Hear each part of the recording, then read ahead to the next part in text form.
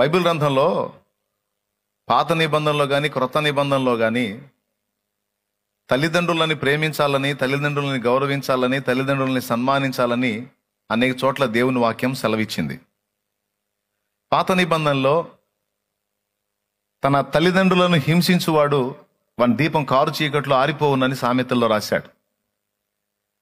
అలాగే తల్లిదండ్రులను దూషించువాడు, ఇబ్బంది పెట్టేవాడు వాడి కళ్ళు లోయకాకులు పీకును అని రాశాడు. అంటే ఏం చేయమని? తల్లిదండ్రుల్ని సన్మానించి, ప్రేమించి, గౌరవించి, ఆదరించమని. అలాగే నిర్గమాకాండం 20వ అధ్యాయంలో మనం చూస్తే నీవు దీర్ఘాయుష్మంతుడు వగునట్లు, అంటే ఎక్కువ కాలం నీవు బ్రతికి భూమి మీద చరించాలి అంటే నీ తల్లిదండ్రులను నీవు సన్మానించాలి అన్నాడు.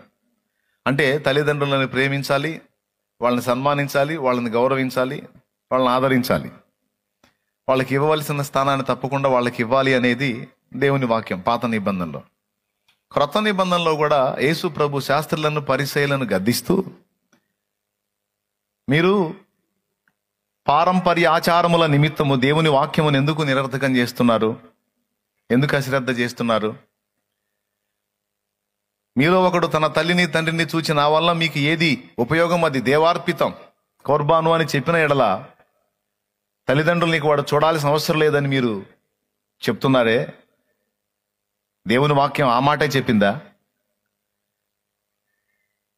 వాళ్ళు ఒక చట్టం చేశారు, వాళ్ళు ఒక ఆచారాన్ని పెట్టారు, దిక్కుమాలిన ఆచారం. ఏంటంటే తల్లిదండ్రుల్ని నలుగురిలోకి పిలిచి, పెద్దల్లో పిలిచి, కొడుకు తల్లి తండ్రి నా వలన మీకు ఏది ప్రయోజనకరమో అది దేవార్పితం అని పలికిన ఎడల వాడికి తల్లిదండ్రిని చూడాల్సిన అవసరం లేదు అనే ఆచారం ఒకటి పెట్టారు.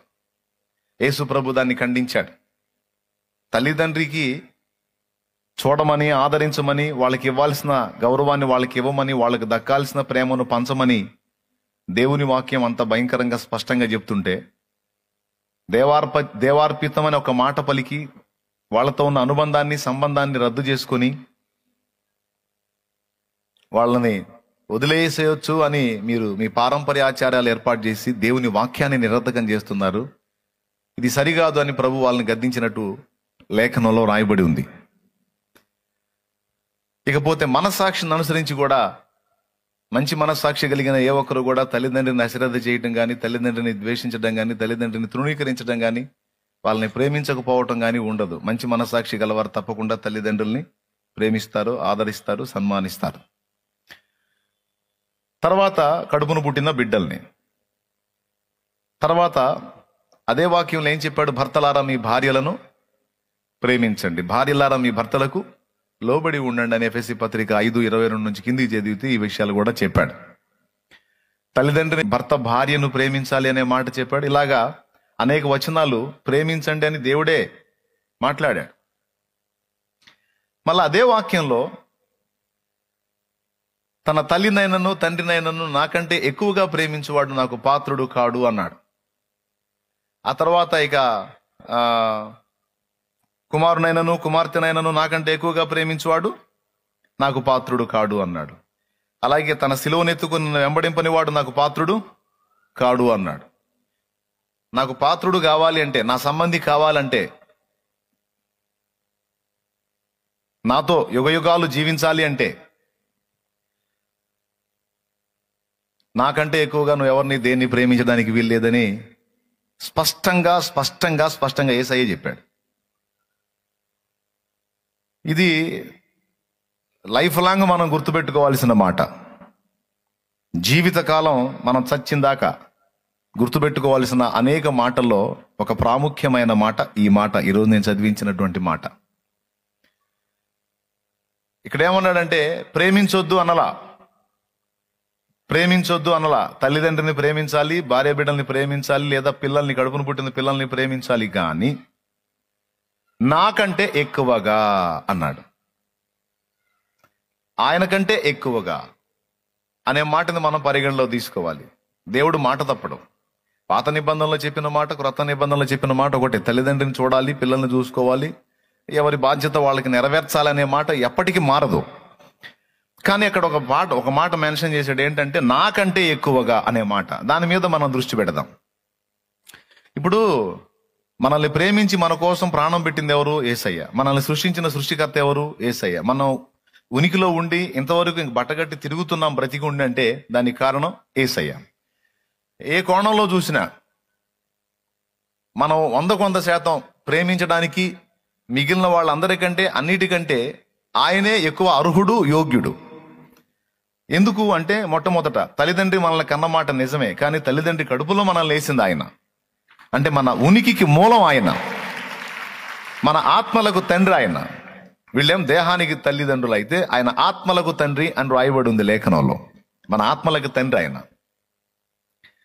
రెండవది, తల్లిదండ్రి మనల్ని కన్నారు కానీ మనకు కావలసిన సమస్తాన్ని మనకు సమకూర్చి పెట్టింది మాత్రం దేవుడే. మూడవది, తల్లిదండ్రి మనల్ని కన్నారు కానీ నిరంతరం మనల్ని వాళ్ళు కాయలేరు. ఒక ఏజ్ వచ్చిన దాకా, అంటే మనం నడక నేర్చుకున్న దాకా వాళ్ళు మనల్ని ప్రొటెక్ట్ చేస్తారు, కానీ ఆ తర్వాత వాళ్ళు మనల్ని కాపాడలేరు. ఎందుకంటే కాలు వచ్చిన బిడ్డలు అటు ఇటు తిరుగుతూ ఉంటారు కాబట్టి పద్దాకల వాళ్ళని చూస్తూ ఉంటారు కదా. ఇంకా బాగా నడక నేర్చుకుంటే పూర్తిగా వదిలేస్తారు, వాడే ఎక్కడో తిరిగి ఆడుకొని వస్తాడని. అలాగా ఒక దశలో మనల్ని కంటికి రెప్పలా కాచుకునే తల్లిదండ్రులు ఒక 5 ఏళ్ల లోపు మాత్రమే మనల్ని అలాగ ప్రొటెక్ట్ చేయగలుగుతారు. ఆ తర్వాత మనల్ని వదిలేస్తారు. కానీ వాళ్ళు వదిలిన తర్వాత కూడా మనల్ని వదలకుండా, మనం దెబ్బతినకుండా, మరణం పాలు కాకుండా మనల్ని కంటికి రెప్పలా నిరంతరం అప్పటి నుంచి ఇప్పటిదాకా మనల్ని కాచుకుంటుంది మాత్రం దేవుడే. దేవుడు మనల్ని కాయకపోతే మనకు ఎదురైనటువంటి మరణకరమైన అపాయాలు ఎన్నో, వాటన్నిటిలో ఎప్పుడూ మనం దెబ్బతినేవాళ్ళం. ఎక్కడ దాకా అవసరం లేదు. మీ అమ్మే నువ్వు పసికందిగా ఉన్నప్పుడు మీ అమ్మే తన ప్రక్కలో నిన్ను పండుకోబెట్టుకుంటది కదా, జస్ట్ అటు పొర్లిందంటే మనం చచ్చి ఉండేవాళ్ళం. అంటే తల్లికి ఆ మెళకువ కలిగించి, మీకు తెలుసా అలాగ బిడ్డల మీద పొర్లి చంపేసిన తల్లులు ఉన్నారు. అంటే చంపాలని కాదు, కొంతమందికి ఒళ్ళు తెలియని నిద్ర పట్టిందంటే ఇక వాళ్ళు ఎటు తిరుగుతున్నారో ఏమవుతున్నారో తెలియదు. కొంతమంది దక్షిణానికి ఉన్నవాళ్ళు ఉత్తరం తిరుగుతారు. పండుకునేటప్పుడు దక్షిణాన్ని పండుకుంటారు, లేచేటప్పుడు ఉత్తరం తిరుగుంటారు. అంటే ఒక రౌండ్ కొట్టేస్తారు అనమాట. అట్లాగా దేవునికి స్తోత్రం. అలాగున కొంతమంది మొద్దు నిద్రపోతారు. అలాగ మొద్దు నిద్రలో బిడ్డ మీద పొర్లి పిల్లల్ని కోల్పోయిన తల్లులు ఉన్నారు పాపం. కానీ నీ తల్లి నీ మీదకి అలా పొరలకుండా ఆయన నిన్ను కాపాడాడు.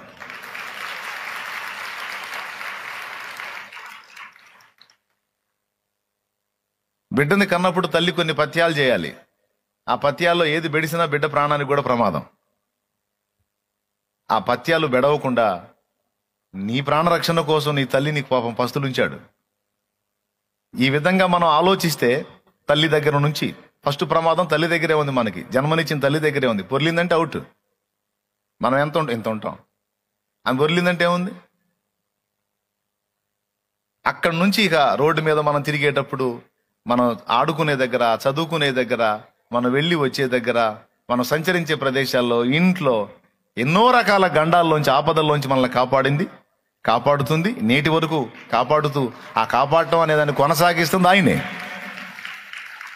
ఈ రకంగా మనం ఆలోచించుకుంటా పోతే సృష్టికి మూలం ఆయన, నిరంతరం కాస్తుంది ఆయన. అంతేకాదు, మనం పాపులమై ఉంటే మన పాపాల నుంచి మనం బయటపడటానికి మన తల్లిదండ్రి మన కోసం ఏం చేయలేదు. ఏమన్నా చేశారా? వాళ్ళు ఏమన్నా చేసినా చెల్లిద్దా?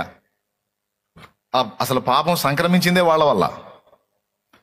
మనలోనికి పాప బీజం అనేది ప్రవేశించిందే పితరుల ద్వారా. కాబట్టి మనకు పాపాన్ని అయితే ఇచ్చారు, కానీ జన్మనిచ్చారు, జన్మతో పాటు పాపాన్ని కూడా ఇచ్చారు. కానీ ఆ పాపం నుండి బయట పడే దారి మాత్రం వాళ్ళు మనకు చూపలా, ఏమీ చెయ్యలా.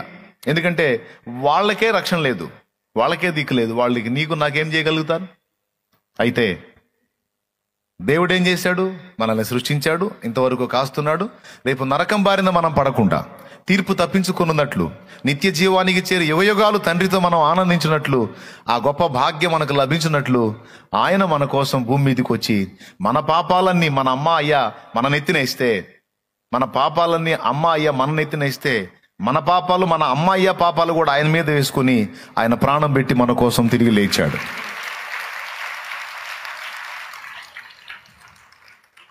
అవునా? ఇది మూడవది. నాలుగవది, భూమి మీద పుట్టినటువంటి అనేక మంది మనుషులు ఒక జంతువులాగా జీవిస్తున్న పరిస్థితి మనందరికీ తెలుసు. జంతువుకి దాని జన్మ వెనుకున్న పరమార్థం ఏంటో తెలియదు. జంతువుకి తెలియదు దాని జన్మ వెనుకున్న పరమార్థం ఏంటో, అది ఎందుకు పుట్టిందో, అది ఏం చేయాలో దానికి తెలియదు. దానికి తెలిసింది ఒక్కటే, పొద్దున్నే లేవటం, వెతుక్కోవటం, అంత ఆహారం తినటం, సాయంత్రానికి నిద్రపోవటం. ఎప్పుడో వాటి కాలాల్లో కొన్ని రకాల ప్రేరణలకు అవి గురి కావటం మినహాయించి ఇంకా వాటికి ఏంటి లైఫ్ అనేది వాటికి తెలియదు. అలాగే కొంతమంది మనుషులకు కూడా వాళ్ళ జీవితం జన్మ వెనక పరమార్థం ఏంటో వాళ్ళకి తెలియదు. ఎందుకు పుట్టారో, ఎందుకు పెరిగారో, ఎందుకు సృష్టికర్త వాళ్ళని భూమి మీదకి పంపించాడో, ఎంతవరకు ఉంటారో, తర్వాత వెళ్ళి ఎక్కడ నిలబడాలో, ఇవేం తెలియవు. వాళ్ళకి తెలిసిందల్లా ఒకటే, లోకం రంగుల వలయం. పుట్టాం, పెరిగాం, లోకాన్ని సంపాదించాలి, లోకంలో ఉన్న వాటిని సంపాదించాలి, లోకాన్ని అనుభవించాలి, లోకాన్ని ఎంజాయ్ చేయాలి, తర్వాత ఏం చేయాలి? సావాలి. ఇంకేముంది అని లోకంలో వాటిని పొందుకోవడానికి జీవితాన్ని పణంగా పెట్టి కష్టపడతారు. మొత్తం ఏదో పొందుకుంటారు. పొందుకొని అన్నీ అనుభవించి చివరికి వాళ్ళ ముఖాలు ఎలా ఉంటాయంటే, ఎందులో ఏ రుచి దొరకదో, ఎందులో ఉన్న ఏ రుచి కూడా స్థిరంగా అనిపించదో, చివరికి మరణం సమీపం అవుతున్న కొద్దీ అసలు ఎందుకు పుట్టాను, ఎందుకు ఇన్నాళ్ళు ఎట్లా బ్రతికాను, ఇప్పుడు చస్తే వీళ్ళందరిని వదిలిపెట్టి పోవాలి కదా, ఎటు పోవాలి, ఏమవ్వాలి, వాట్ నెక్స్ట్ అనే ప్రశ్నలు వచ్చి కొంతమంది చాలా వేదనతో ఈ లోకాన్ని వదులుతా ఉన్నారు.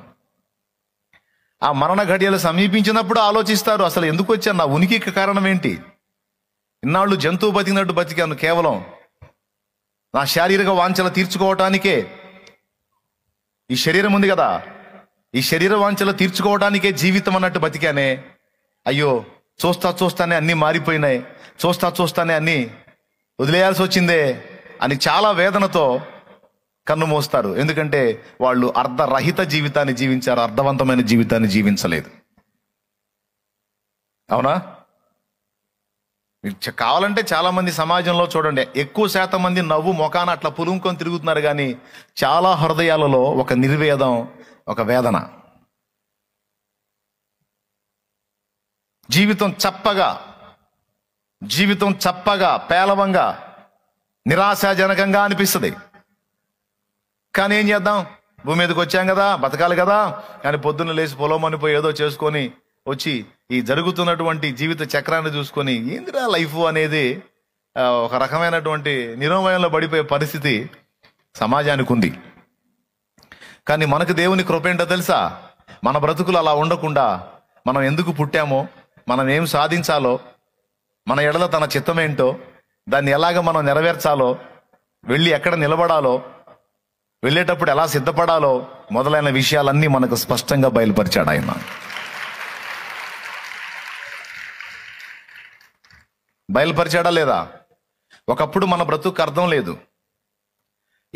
ఒకప్పుడు మన బ్రతుకి గురి గమ్యం లేదు.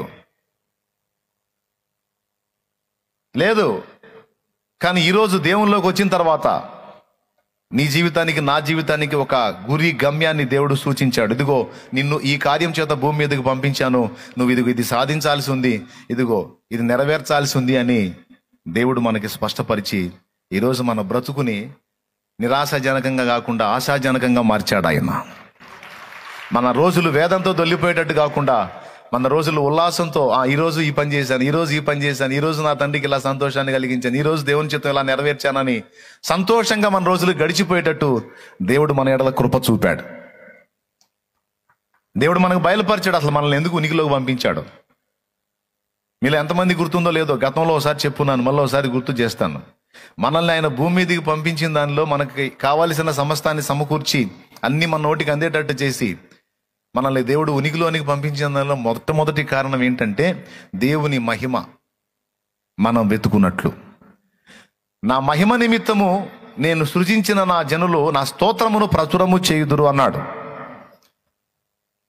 ఎందుకు మనం నిర్మించబడ్డామంటే వాటిలో మొట్టమొదటి కారణం మనల్ని సృష్టించిన వానికి మహిమను ఆరోపించున్నట్లు మనం నిర్మించబడ్డాం. అర్థమైందా? ఇది 2 చోట్ల ఉంది యెషయా గ్రంథంలో.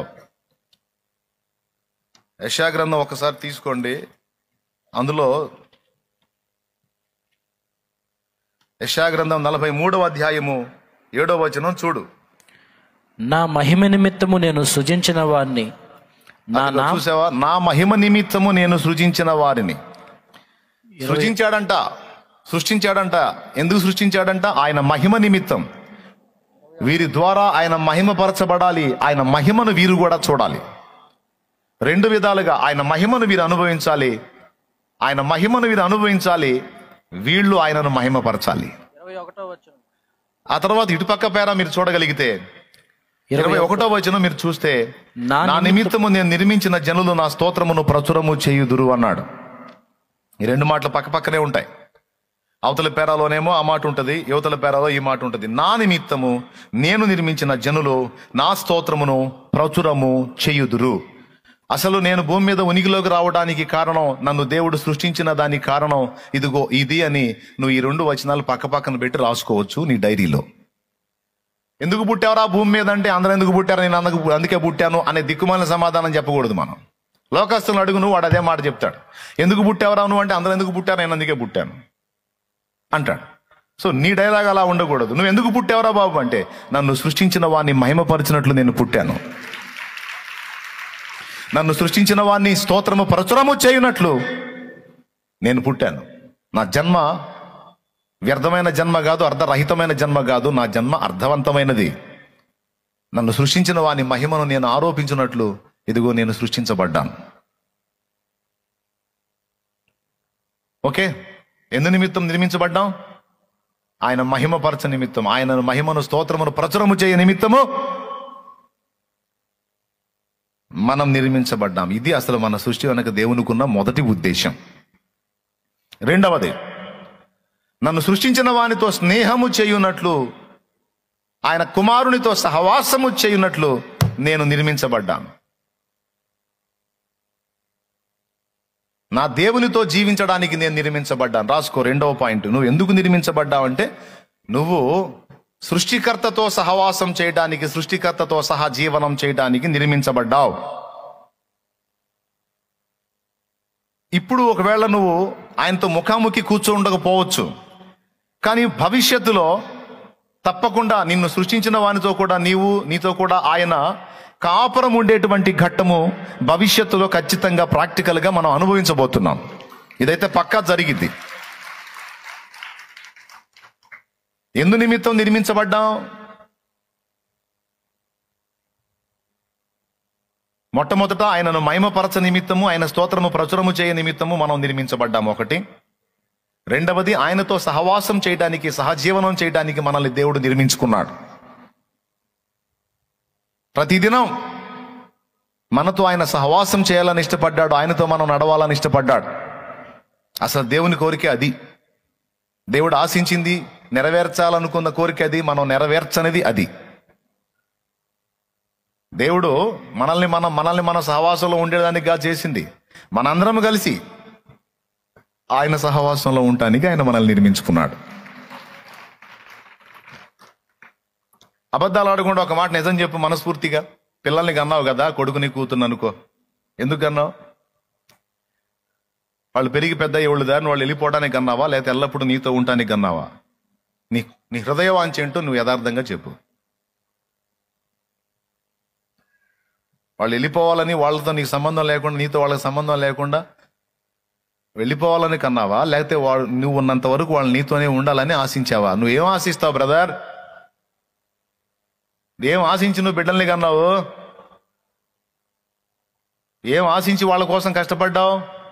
ఏం ఆశించి వెట్టి చాకిరీ చేసి వాళ్ళకు కూడబెట్టావు, పెడుతున్నావు, పెట్టబోతున్నావు? ఏం ఆశించి వాళ్ళకి వస్త్రాలు తీసుకున్నావు? ఏం ఆశించి వాళ్ళని చదివిస్తున్నావు? ఏంటి నీ ఆశ ఏంటి చెప్పు నాకు ఒక ముక్క. హృదయంలో నువ్వేం కోరుకుంటున్నావు? వాళ్ళు ఎల్లప్పుడూ నీతో ఉండాలని కోరుకుంటున్నావు. న్యాయమైన కోరికే, తప్పని నేను అనట్లా, న్యాయమే. ఏ తల్లిదండ్రి కూడా తన బిడ్డ తన నుండి ఎడబాయాలని ఎప్పుడూ కోరుకోరు.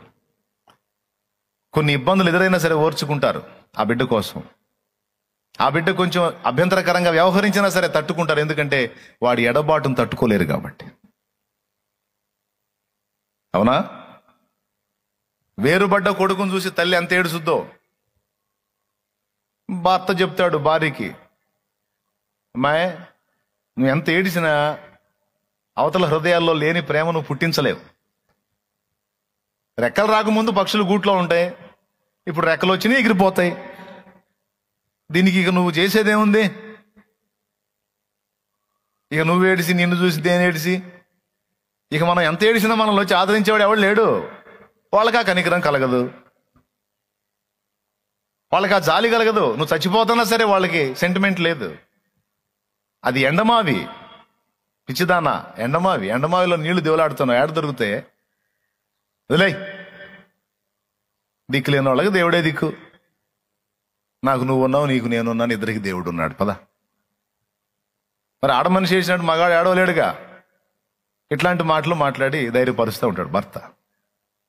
ఇది వాస్తవం, సమాజాల్లో జరుగుతున్నది. కానీ తల్లి ఆ క్షోభను వదిలిపెట్టిద్దా? మళ్ళా కొంతసేపటికి వచ్చిద్ది. వాడికి ఫలానా ఫలానా కూర అంటే ఇష్టం అండి, ఆ అమ్మాయికి అవి చేయటం రాదు. నా దగ్గరికి వచ్చి నన్ను అడిగి చేయించుకుంటాడు. పెదవ తిన్నాడో లేదో అంటుంది, మళ్ళీ కళ్ళు తుడుచుకుంటా.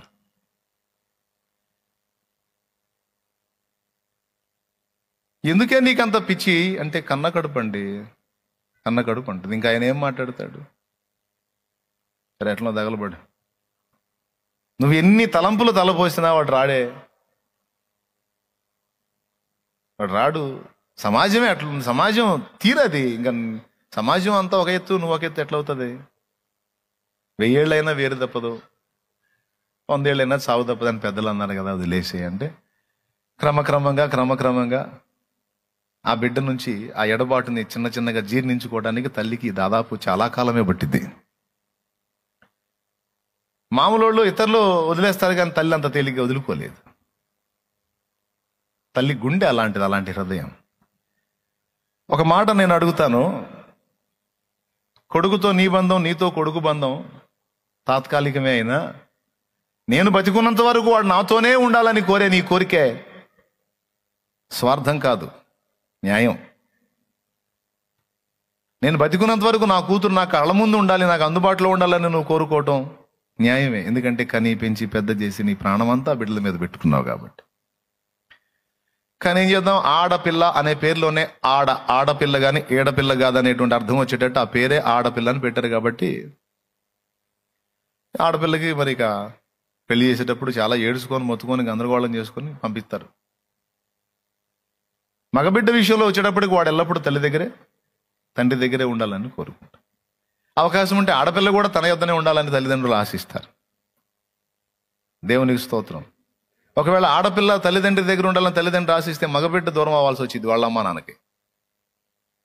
అందుకని వదిలేస్తారు, ఆడపిల్లని అప్పచెప్పేస్తారు. వీళ్ళ స్వార్థం వీళ్ళు చూసుకుంటే మరి వాళ్ళు బలైపోతారు కదా. అందుకని అయితే కొద్ది రోజుల ఈ అనుబంధానికే, స్తోత్రం చెప్పండి అందరూ, కొద్ది రోజుల ఈ అనుబంధానికే ఇంతగా మన హృదయం పరితపించిదే. మన బిడ్డలు దూరం కాకూడదు, నా దగ్గరలో ఉండాలి, నాకు ఎల్లప్పుడూ సమీపంలో ఉండాలని.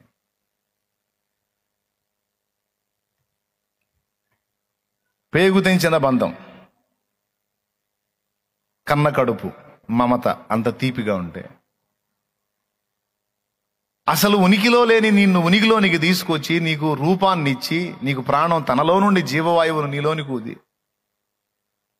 నిన్ను ఉనికిలోనికి తెచ్చి నిరంతరం కంటికి రెప్పలా కాపాడుకుంటూ నీకు ఏది తక్కువ కాకుండా నీకు అన్ని విషయాలలో సపోర్ట్ చేసుకుంటూ నిన్ను ఇంతగా ఆదరించుకుంటూ నడిపించుకుంటూ వచ్చి చాలా దినాలు నీ తల్లి నిన్ను వదిలి నిద్రపోయి ఉండొచ్చు, కానీ ఒక్కరోజు కూడా నిన్ను వదిలి నిద్రపోని దేవుడు నిన్ను నిరంతరం కాయిస్తున్నాడు కదా.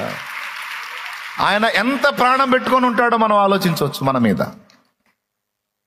అమ్మే బిడ్డ మీద అంత ప్రాణం పెట్టుకుంటే ఏది కాస్త రెడీ చేసి స్కూల్కి పంపించి ఆ తర్వాత అన్ని పనులు చూసుకునే అమ్మ, స్కూల్లో వాడు ఉన్నాడో పోయాడో తెలియదు, కానీ స్కూల్లో కూడా కాచుకునే దేవుడు, రాత్రి వేళ పడకలో నిద్రపుచ్చి తన గదిలోకి వెళ్ళి పండుకునే అమ్మ, నిద్రలో ఉన్నాడో సచ్చాడో చూడదు, కానీ నువ్వు నిద్రపోతున్నా ఓ కుమారి ఓ కుమారుడా, నువ్వు నిద్రపోతున్నా ఆయన నీ దగ్గరుండి నిద్రలో కూడా నిన్ను కాపాడుకుంటానే ఉన్నాడు. ఆయన కొనకక నిద్రపోక. ఇప్పుడు ఎవరి లవ్ ఎక్కువ, ఎవరి ప్రేమ ఎక్కువ? ఆ? మరి అంత సేటు మనల్ని ప్రేమించేవాడు మన నుంచి కొంచెం ప్రేమను ఆశించడం న్యాయమా అన్యాయమా? ప్రేమ తత్వమే అది. అది వెల్లడవుతుంది, అవతల దగ్గరను కూడా వెల్లడి కావాలని ఆశిస్తుంది. అది ప్రేమ తత్వం. ఆయన నీ నుండి నా నుండి తగిన విధంగా ప్రేమ దొరక్కపోయినా సరే మనల్ని ఈసడించుకోవాలా. ఎందుకంటే ఆయన తత్వమే ప్రేమ గనుక. ఆయన ప్రేమస్వరూపి గనుక ఆశించిన స్థాయిలో నీ సహవాసం దొరక్కపోయినా, సాంగత్యం దొరక్కపోయినా, ఇప్పుడు తెలియదు తెలుసుకున్నాడు నా బిడ్డ నన్ను వదలదు, ఇప్పుడు తెలియదు తెలుసుకున్నాడు నా కుమారుడు నన్ను వదలడు, నాతోనే ఉంటాడు, నాతోనే ఉంటారని ఆయన ఆశించి ఎంతో పరితపించాడు, పరితపిస్తున్నాడు, పరితపిస్తూనే ఉంటాడు. దేనికోసం తెలుసా? మన సహవాసం కోసం. నువ్వు అంగీకరించినా అంగీకరించకపోయినా ఇది నగ్న సత్యం. దేవుడు మనల్ని నిర్మించుకుంది ఆయనకు దూరంగా మనం ఉండాలని కాదు, మనం ఆయనతో సహజీవనం చేయాలని, ఆయనతో సహవాసం చేయాలని కోరుకొని మనల్ని నిర్మించుకున్నాడు ఆయన. ఇది రెండవది. మొదటిది ఆయన మహిమ నిమిత్తం, రెండవది సహవాసం నిమిత్తం, మూడవది తన ప్రేమను వ్యక్తం చేసుకోవడానికి, అవతల వారి దగ్గర అదే పొందడానికి. మరి ఆయనకు మనుషులు కావాలి, వ్యక్తులు కావాలి, తన వంటి వ్యక్తులు, స్వతంత్రమైన వ్యక్తులు కావాలి. అందుకే దేవుడు మనల్ని నిర్మించుకున్నాడు. మూడవది ప్రేమ పంచున్నట్లు, ఆయన ప్రేమను మనం కూడా పొందుకున్నట్లు, మన ప్రేమను కూడా ఆయనకు పంచున్నట్లు ఆయన మనల్ని నిర్మించుకున్నాడు. ఇది మూడవ కారణం. దేవునికి స్తోత్రం కలుగును గాక. హల్లెలూయా. దేవుని పర్సనల్ విషయంలోకి వచ్చేటప్పటికి ముఖ్యమైన ఈ మూడు మనం గుర్తుపెట్టుకోవాలి. మరి ఎంతమంది దీన్ని తీవ్రంగా తీసుకుంటున్నారో, లేకపోతే ఇటు విని ఇటు వదిలేస్తున్నారో నాకైతే తెలియదు. ఎంతమంది ఇది దులిపేసుకుంటారో, లేకపోతే ఎంతమంది దీన్ని తీవ్రంగా తీసుకుంటారో నాకు తెలియదు. వాక్యం వినే వాళ్ళందరూ ఒకే టైపులో వినరు. కొంతమంది తీవ్రంగా తీసుకుంటారు విషయాన్ని, కొంతమంది టేక్ ఇట్ ఈజీ అని వదిలేస్తారు. సోది మాలోకాలు, ఆ సోది మాలోకాలను పట్టించుకోను. నేను తీవ్రంగా తీసుకునే వాళ్ళని మాత్రం పరిగణలో తీసుకుంటాను. ఇంతమందిలో కొందరైనా అలాంటి వాళ్ళు ఉంటారు అని నా ఆశ. దేవునికి స్తోత్రం కలుగును గాక. ఈ మూడు విషయాల్లో మనం ఆయనకు అందుబాటులోకి వచ్చినప్పుడు, ఇక మన ద్వారా ఈ భూమి మీద జరగాల్సినటువంటి కార్యక్రమాలు నెరవేర్చడానికి కొన్ని సంకల్పాలు మన ఎడల కలిగి ఉంటాడు. అవి కూడా మన ద్వారా నెరవేరాలని దేవుడు మనల్ని నిర్మించాడు. ఫర్ ఎగ్జాంపుల్, మోషే లైఫ్ను మనం తీసుకుంటే, ఇజ్రాయేలును బానిస శృంఖలాల్లోంచి బయటికి తీసుకొని రావడానికి మోషేని దేవుడు వాడుకున్నాడు. ఓకే.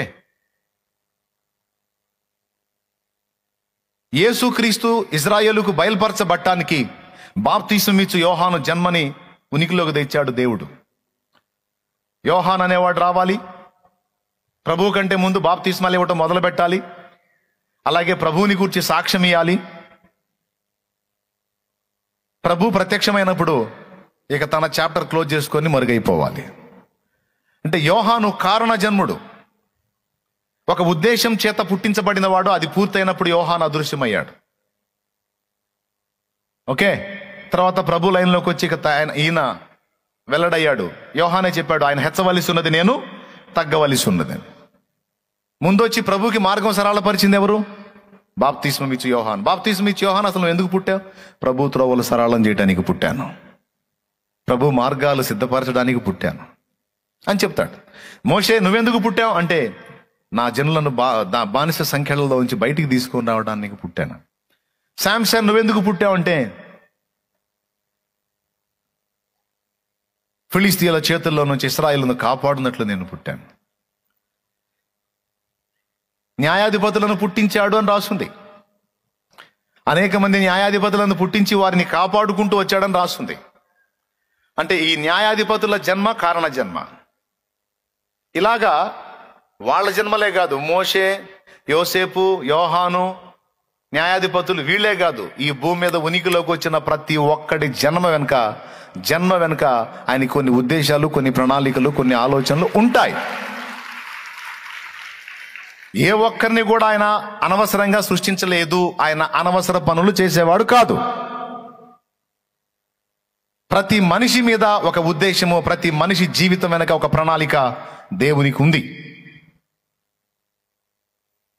ముందు చెప్పిన ఈ 3 విషయాల్లో మనం దేవునికి సమీపంలోకి వచ్చినప్పుడు, అంటే ఆయన మహిమను ప్రచురం చేయడానికి నిర్ణయించుకున్నప్పుడు, ఆయనతో సహవాసం చేయడానికి నిర్ణయించుకున్నప్పుడు, ఆయన ప్రేమించడం మొదలు పెట్టినప్పుడు, ముందు నువ్వు చేసే పని ఏంటంటే నువ్వు ఆయనతో సహవాసం చేయటం మొదలు పెడతావు, ఆయనతో గడపటం మొదలు పెడతావు. ఎప్పుడైతే ఆయనకు అందుబాటులోకి వచ్చావు, ఆయన దగ్గరలోకి వచ్చావు, అప్పుడు ఆయన ఇక్కడ నువ్వేం చేయాలో, అక్కడ నువ్వేం చేయాలో తన చిత్తాన్ని నీకు వెల్లడి చేస్తాడు. ప్రస్తుతానికి ఎక్కడున్నావు కనుక అక్కడేం చేయాలో ఇప్పుడు చెప్పడు. అక్కడికి వెళ్ళినాక అక్కడ పని అక్కడ అప్పచెప్తాడు. యజమానుడు దేశాటన వెళుతూ 3 దాసుల్ని పిలిచి, ఒకడికి 5, ఒకడికి 2, ఒకడికి 1 తలాంతులు ఇచ్చి, వీటిని పెట్టుబడిగా పెట్టి సంపాదించండి అని చెప్పి వెళ్ళాడు. ఆయన తిరిగి వచ్చి ఎవడెవడు ఎంత సంపాదించాడో, దానికి ఎంత చేయాలనుకుంటున్నాడో తిరిగి వచ్చినప్పుడు చెప్తాడు. ఏం చేయాలనుకుంటున్నాడో చెప్పలా. డబ్బులు ఇచ్చాడు, పెట్టుబడి పెట్టుకుంటారా, ఏదో మీరు చేసిందే చేసి సంపాదించండి అన్నాడు, వెళ్ళాడు. తిరిగి వచ్చినప్పుడు 5 తీసుకొచ్చి ఇచ్చాడు, 2 తీసుకొచ్చి ఇచ్చాడు. అప్పుడు ఆయన ఆ నెక్స్ట్ అనేది అప్పుడు చెప్తున్నాడు. ఏంటంటే 5 ఇచ్చినప్పుడు 5కు 5 చేశావు, ఈ కొంచెంలో నీవు నమ్మకంగా ఉన్నావు గనక ఇదిగో నిన్ను నేను అనేకమైన వాటి మీద నియమించాలనుకుంటున్నాను. 2 తీసుకొచ్చి ఇస్తే, 2కు 2 తీసుకొచ్చి ఇస్తే, ఈ కొంచెంలో నమ్మకంగా ఉన్నావు గనక నిన్ను కూడా నేను అనేకమైన వాటి మీద ఉంచాలనుకుంటున్నాను అని తిరిగి వచ్చినాక చెప్పాడు. 5కి 5 ఇస్తే ఏం చేస్తానో, 2కు 2 ఇస్తే ఏం చేస్తానో, ఏం చేయాలనుకుంటున్నానో తిరిగి వచ్చినప్పుడు చెప్పాడు.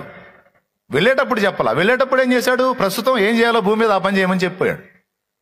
జస్ట్ 5 ఇచ్చాడు, 2 ఇచ్చాడు, 1 ఇచ్చాడు. ఈ పెట్టుబడిగా పెట్టుకుని ముందు ఇక్కడ చేయాల్సింది చేయండి అని చెప్పాడు. అట్లాగే మన యేసయ్య కూడా ప్రస్తుతానికి మనకి ఇచ్చినవేవో ఇచ్చి భూమి మీద మనం చేయదగ్గ పని ఏదో ఇప్పుడు మనకి చెప్పాడు, చేయించుకుంటాడు. 2వ రాకడ వచ్చింది చూడు, అప్పుడు నెక్స్ట్ మనం అక్కడికి షిఫ్ట్ అయిన తర్వాత ఏం చేయాలో కూడా అక్కడ బయలుపరుస్తాడు. 1000 ఏళ్ల నీతి పాలన అయిపోయిన తర్వాత మనల్ని అక్కడ ఏ హోదాల్లో ఉంచుతాడో, మన ద్వారా ఏమేమి పనులు చేస్తాడో, విశ్వంలో, ప్రపంచంలో, దేవుని సృష్టి అంతట్లో మనం ఇంకా ఏమేం చేయాలో, ఇంకా కొత్త సృష్టి, క్రొత్త భూమి, క్రొత్త ఆకాశం, నూతన ప్రపంచం మొదలైన వాటిలో ఇక మనం వాట్ నెక్స్ట్ ఏం చేయాలనేది అక్కడ చెప్తాడు. తర్వాత అన్నీ ఇప్పుడే చెప్పాడు. భూమి మీద ఉనికిలో ఉన్న మనం ప్రస్తుతం ఏం చేయాలో మనకు తెలియాలంటే మనం ఆయనకి సమీపంలోకి వెళ్ళాలి. దేవునికి స్తోత్రం కలుగును గాక. ఎవరికి సమీపంలోకి వెళ్ళాలి? దేవునికి మనం సమీపం అవ్వటం, దేవునికి మనం సహవాసంలో దగ్గర అవ్వటం అనేది 3 సంగతుల్ని నెరవేరుస్తుంది. దేవునికి మనం సహవాసంలో ఉంటాం, దేవునితో మన దగ్గర అవ్వటం అనేది 3 సంగతుల్ని నెరవేరుస్తుంది. 1, ఆయన మహిమను నువ్వు ప్రచురం చేస్తావు, ఆయన ఆశించినట్టు ఆయన సహవాసంలో ఉన్నావు గనక తృప్తి చెందుతాడు. 3వది, ఆయన ప్రేమించగలిగితేనే నువ్వు ఆయన దాకా వెళ్ళగలుగుతావు, లేకపోతే వెళ్ళలేవు గనక ఆయన సహవాసంలో ఉన్న నీ ప్రేమను కూడా ఆయన గుర్తిస్తాడు. నన్ను ప్రేమించింది కాబట్టే కదా నా బిడ్డ నా దగ్గరికి వచ్చింది, నన్ను ప్రేమించాడు కాబట్టే కదా నా బిడ్డ ప్రతిరోజు నా దగ్గరికి వచ్చి కూర్చుంటున్నాడు, నేనంటే వానికి ఇంట్రెస్ట్ ఉంది కాబట్టే కదా నా సహవాసంలో ఉన్నాడు, లేకపోతే ఉన్నాడు కదా. దీనివల్ల నీలో ఉన్న 3 సంగతులు దేవునికి అర్థమవుతాయి. అది దేవుని సంతోషానికి కారణమైద్ది. దేవునికి మహిమ కలుగును గాక. గట్టిగా చెప్పాలి. అలాగే మనం ఆయన సమీపించినప్పుడు, లోకానికి దూరంగా దేవునికి దగ్గరగా మనం సమీపించినప్పుడు, మనం ఏం చేయాలో అనేది ఆయన తప్పకుండా మనకు బయలుపరుస్తాడు. భక్తులకు అలా బయలుపరిచాడు. దేవుణ్ణి సమీపించిన ప్రతి ఒక్కరికి కూడా ఆయన తన చిత్తాన్ని తెలియజేసినట్టు లేఖనాల్లో స్పష్టంగా రాసుంది. అర్థమైందా? ఫర్ ఎగ్జాంపుల్, మండుచున్న పొద చూసి మోషే అక్కడికి వెళ్ళినప్పుడు పొదలో దేవుని దూత ప్రత్యక్షమై, నెక్స్ట్ మోషే ఏం చేయాలో ఆ కర్తవ్యాన్ని బోధించాడు. అది ఎక్కడ బోధించాడు? అరణ్యపు అనుభవంలో మోషే ఉన్నప్పుడు బోధించాడా, లేకపోతే ఊళ్ళో కూర్చున్నప్పుడు బోధించాడా? మనుషులతో పిచ్చపాటి మాట్లాడుతున్నప్పుడు? పెద్దగా చెప్పాలి. ఏ అనుభవంలో ఉన్నప్పుడు? రైట్.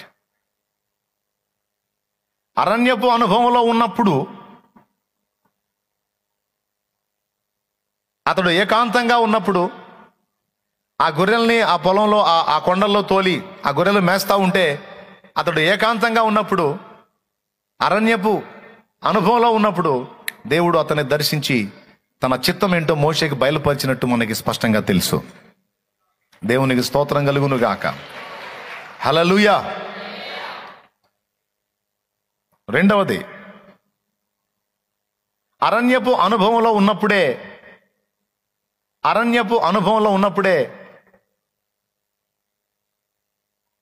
ఒక వ్యక్తిని దేవుడు ఆశీర్వదించాడు, ఒక వ్యక్తిని దేవుడు సరిచేశాడు. అది ఊరి అనుభవంలో ఉన్నప్పుడు కాదు, అరణ్యపు అనుభవంలో ఉన్నప్పుడు. యాకోబు అందరినీ వదిలేసి ఒక్కడే ఒంటరిగా మిగిలిపోయాడని రాస్తుంది. దేవునికి ఒంటరిగా తను తాను అప్పగించుకొని, ప్రభువా ఇదిగో నేను ఉన్నాను అని దేవుని ముందు కూర్చున్నప్పుడు దేవుడు రెండు చేశాడు. ఒకటి, యాకోబును సరిచేశాడు, విరగొట్టి నల్లగొట్టి దేవుడు ఆశీర్వదించడానికి యోగ్యుడిగా యాకోబును సిద్ధపరిచి, రెండవది ఆశీర్వదించాడు. సో అరణ్యపు అనుభవంలో ఉన్న మోషేకి దేవుని చిత్తం బయలుపరచబడింది. రెండవది, ఆ చిత్తాన్ని నెరవేర్చడానికి కావలసిన బలము కూడా మోషేకి అక్కడే ఇవ్వబడింది. ఇంట్రెస్ట్ ఉంటే రాసుకోండి, చాలా ఉపయోగపడింది. దేవుని సహవాసంలో ఇవ్వబడింది, దేవుని సమీపించినప్పుడు అది ఇవ్వబడింది. ఏంటది? ఒకటి, చిత్తం బయలుపరచబడింది. రెండవది, ఆ చిత్తం నెరవేర్చడానికి కావాల్సిన సామర్థ్యం కూడా అక్కడే ఇచ్చాడు. ఎందుకంటే నీ చేతిలో ఉందేందన్నాడు మోషేని, ఇది గొర్రెల్ని దోలే కర్ర. స్తోత్రం చెప్పు, గట్టి చెప్పు. నీ చేతిలో ఉందేంటి? గొర్రెల్ని దోలే కర్ర. రైట్, ఆ చేత పట్టుకో. దీంతోనే నువ్వు అక్కడ ఐగుప్తు నుంచి వాళ్ళని బయటికి తెస్తావు. ఐగుప్తు రాజైన ఫరో చేతిలో రాజదండం ఉంటుంది, నీ చేతిలో ఉన్న ఈ గొర్రెలను దోలే కర్రే నీ దండం. పో, దీని ద్వారానే నువ్వు చాలా కార్యాలు చేస్తావు, ఆ శక్తిని నేను ఇచ్చేపోమన్నాడు. తెలుసు మీకు ఆ సంగతి. వేరే వస్తువులు ఏం పట్టుకోవాలా మోషే? ఓన్లీ ఆ గొర్రెల్ని తోలే ఆ కర్రే, తన దగ్గర ఉన్న ఆ కర్రే సముద్రం రెండు పాయలు అవటానికి ఆ కర్రను దాని వైపు చూపించినప్పుడు అది జరిగింది. అదే కర్రతో బండను కొట్టినప్పుడు నీళ్లు వచ్చినాయి. అదే కర్రను పైకెత్తి పట్టుకున్నప్పుడు అమాలేకీల మీద ఇశ్రాయేలు గెలిచారు. ఆ విధంగా మీరు గమనించినట్లయితే ఏముంది అక్కడ? గొర్రెలను తోలే కర్ర అది. కానీ ఇవ్వాల్సిన శక్తి అంతా కూడా ఐగుప్తులో నైల్ నదిని కొట్టినప్పుడు నీళ్ళు రక్తంగా మారినాయి ఆ కర్రతో కొట్టితేనే. అట్లాగా మీరు గమనించి చదివితే ఆ గొర్రెలను దోలే కర్ర చేతిలో ఉంది మోషేకి, ఇవ్వాల్సిన పవర్ అంతా దానికి ఇచ్చాడు దేవుడు. ఫరో ఎదుట పామైన కర్ర అదే. ఆ కర్రను పైకెత్తినప్పుడే అగ్ని వడగాళ్ళు పడ్డాయి. ఆ కర్రతో ధూళిని కొట్టినప్పుడే ఐగుప్తుల మీద పేలైనాయి. చూడండి, మొత్తం ఆ కర్రతోనే చేశాడు. ఈ శక్తి అంతా ఎక్కడ దొరికింది? అరణ్యపు అనుభవంలో ఉన్నప్పుడు చిత్తము బయలుపరచబడింది. చిత్తమును నెరవేర్చడానికి కావలసిన శక్తి కూడా అక్కడే దొరికింది.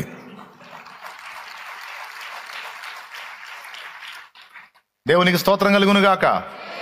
హల్లెలూయా. ఏమైనా అర్థమైందని చెప్పింది? రెండవది, సరిచేయటము అరణ్యపు అనుభవంలోనే జరిగింది, ఆశీర్వదించడం కూడా అరణ్యపు అనుభవంలోనే జరిగింది. యాకోబుని తొడగూడు వసలు కొట్టాడు. ఏ బిర్రు చూసుకొని ఎగిసి పడుతున్నాడో అక్కడ పడింది దెబ్బ. అంటే లోపముగా ఉన్న వాటిని దిద్దటం కూడా అరణ్యపు అనుభవంలోనే జరుగుద్ది. దిద్దుబాటు జరిగిన తర్వాత ఆశీర్వదించబట్టం కూడా అరణ్యపు అనుభవంలోనే జరిగింది. 4, మీరు రాసుకున్నారు లేదో నాకైతే తెలియదు. మేధావులు అయితే అవసరం లేదు, ఏకసంతాగ్రాహులు అయితే అవసరం లేదు. ఏదో తిక్కలో రాసుకుంటుంటారు, మాకంత జ్ఞాపశక్తి లేదులే అని. కానీ నేను చెప్పే విషయాలు మాత్రం తేలికైనవి కాదు, చాలా ముఖ్యమైనవి గుర్తుపెట్టుకోవాల్సినాయి. ఇవన్నీ అరణ్యపు అనుభవంలోనే దొరికినాయి, ప్రభు సహవాసంలో దొరికినాయి. 4. ఐదవది ఆత్మ బలము కూడా శత్రువుని ఎదిరించడానికి, వాడి తంత్రాలను తిప్పికొట్టడానికి, వాడిని కాలి కింద అణిపి తొక్కడానికి కావలసిన ఆత్మ బలము కూడా అరణ్యపు అనుభవంలోనే సాక్షాత్తు యేసయ్య పొందాడు.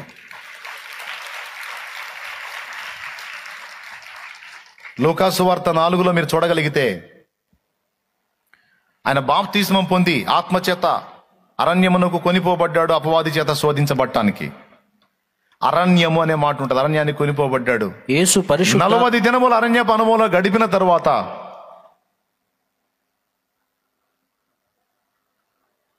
ఆత్మ బలముతో నిండుకున్న వాడై గలిలయకు తిరిగి వచ్చానని రాసి ఉంటుంది. చూసుకోవచ్చు. లూకాసు వార్త 4వ అధ్యాయము 14వ వచనం. అది అప్పుడు యేసు ఆత్మ బలముతో గలిలయకు తిరిగి వెళ్ళెను. ఆయనను గూర్చిన సమాచారము ఆ ప్రదేశమంతటా వ్యాపించెను. ఎప్పుడు ఆత్మ బలంతో వెళ్ళాడు? అరణ్య అనుభవానికి ముందా, అరణ్య అనుభవం తర్వాత? 4వ అధ్యాయం 1వ వచనం. అది ఇందాక నేను చెప్పింది. యేసు పరిశుద్ధాత్మ పూర్ణుడై యోర్దాను నది నుండి తిరిగి వచ్చి 40 దినములు ఆత్మచేత అరణ్యములో నడిపింపబడి. దేవునికి స్తోత్రం కలుగును గాక. ఓకేనా? 5వది ఏంటి? ఆత్మ బలము, శత్రువుని ఎదిరించే ఉద్రేకపరచే దురాత్మను ఎదిరించి పోరాడే శుద్ధాత్మను. ఉద్రేకపరచే దురాత్మను ఎదిరించి పోరాడే శుద్ధాత్మను. మోకాళ్ళ జీవితం, కన్నీటి అనుభవం నాకు నీయవా. ఓ ప్రార్థన అది. ఉద్రేకపరిచే దురాత్మలను ఎదిరించి పోరాడేదానికి కావలసిన పరిశుద్ధాత్మ శక్తి, పరిశుద్ధాత్మ బలము కూడా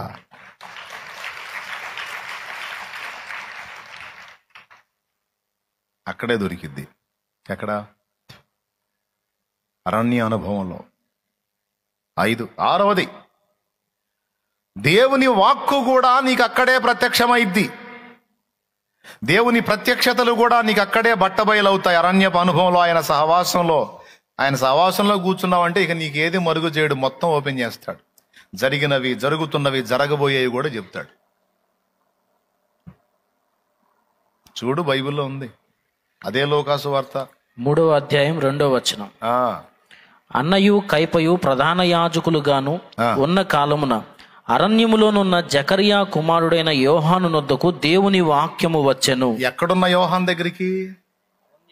అరణ్యములో ఉన్న యోహాను దగ్గరికి. 3:5 3:2 3:2 ఎంత స్పష్టంగా ఉందో చూడండి. అరణ్యములోనున్న యోహాను నొద్దకు వచ్చాను. ఏమొచ్చెను? దేవుని వాక్యం వచ్చిందట. దేవుని వాక్కు నీ దగ్గరికి రావాలంటే, దేవుని వాక్కు నీకు ప్రత్యక్షం కావాలంటే, నీవు లోక సహవాసంలో ఉంటే దొరకదు అది. నువ్వు దేవుని సహవాసంలోకి వెళితేనే ఆయన వాక్కు నీకు దొరికింది. ఓకేనా? ఇది 6వ సంగతి. నువ్వు ఏ సమాచారం కావాలన్నా సరే ఆయన సహవాసంలో నువ్వు పొందగలుగుతావు, కానీ లోక సహవాసంలో నువ్వు పొందలేవు. ఇది 6వది. 7వది జరిగినవి, జరిగిపోయినవి, జరుగుతున్నవి, భవిష్యత్తు సంభవాలు సహా నీకు చెప్పే దమ్ము ఆయనకు ఒక్కడికే ఉంది, కానీ ఇంకెవడికి లేదు. ఏం జరిగిందో చెప్పే దమ్ము ఆయనకుంది, ఏం జరుగుతుందో చెప్పే దమ్ము ఆయనకుంది, ఏం జరగబోతుందో కూడా చెప్పే దమ్ము ఆయన ఒక్కడికే ఉంది, ఇంకెప్పటికీ లేదు. భవిష్యత్ సంభవాల పుస్తకం బైబిల్లో ప్రత్యేకంగా అచ్చంగా బైబిల్ భవిష్యత్తు సంభవాలను సూచించిన పుస్తకం ఏదన్నా ఉంది అంటే ప్రకటన గ్రంథం. ఈ ప్రకటన గ్రంథం మర్మాల గని, ప్రత్యక్షతల గని. ఈ ప్రత్యక్షతల పుస్తకం కూడా అరణ్యపు అనుభవంలోనే దేవుడు రాయించాడు. ఊళ్ళో నుంచి యోహానుని పద్మసు ద్వీపమునకు తీసుకొని వచ్చాడు. అధికారులకు ఆ బుద్ధి పుట్టించాడు. ఊళ్ళో ఉన్న యోహానుని తీసుకొచ్చి మనుషులే లేని పద్మాసు ద్వీపంలో తీసుకొచ్చి వదిలిపెట్టారు. ఇక్కడ చెప్పు, నువ్వు ఎవడికి చెప్తావు సువార్త అని? ఇదేంది నాయన, ఊళ్ళో జైల్లో ఉంటే జైల్లో నన్ను ఎవడికోడికి చెప్తా ఉండేవాడిని నీ గురించి చెప్పకుండా ఎలా బతికేది, నీ పరిశుద్ధుల సహవాసం లేకుండా నేను ఎలా జీవించేది అని దేవుని ముందు కూర్చున్నప్పుడు దేవుడు ఇచ్చినటువంటి ప్రత్యక్షత ఏంటో తెలుసా యోహానికి? ఇక మీదట సంభవింపబోవు సంగతులను నేను నీకు తెలియజెప్పేదను. నీవు వాటిని ఒక గ్రంథమందు రాసి నా సంఘమునకు ఇవ్వాలి. నువ్వు రాయబోతున్నటువంటి విషయాలన్నీ కూడా కోట్లాది మందికి భవిష్యత్తు దర్శనం అవుతుంది, లేఖనాలు అవుతాయి. యోహానో, ఆ ధన్యతని గీయడానికి నిన్ను ఒంటరిని చేశానంటాడు ఆయన.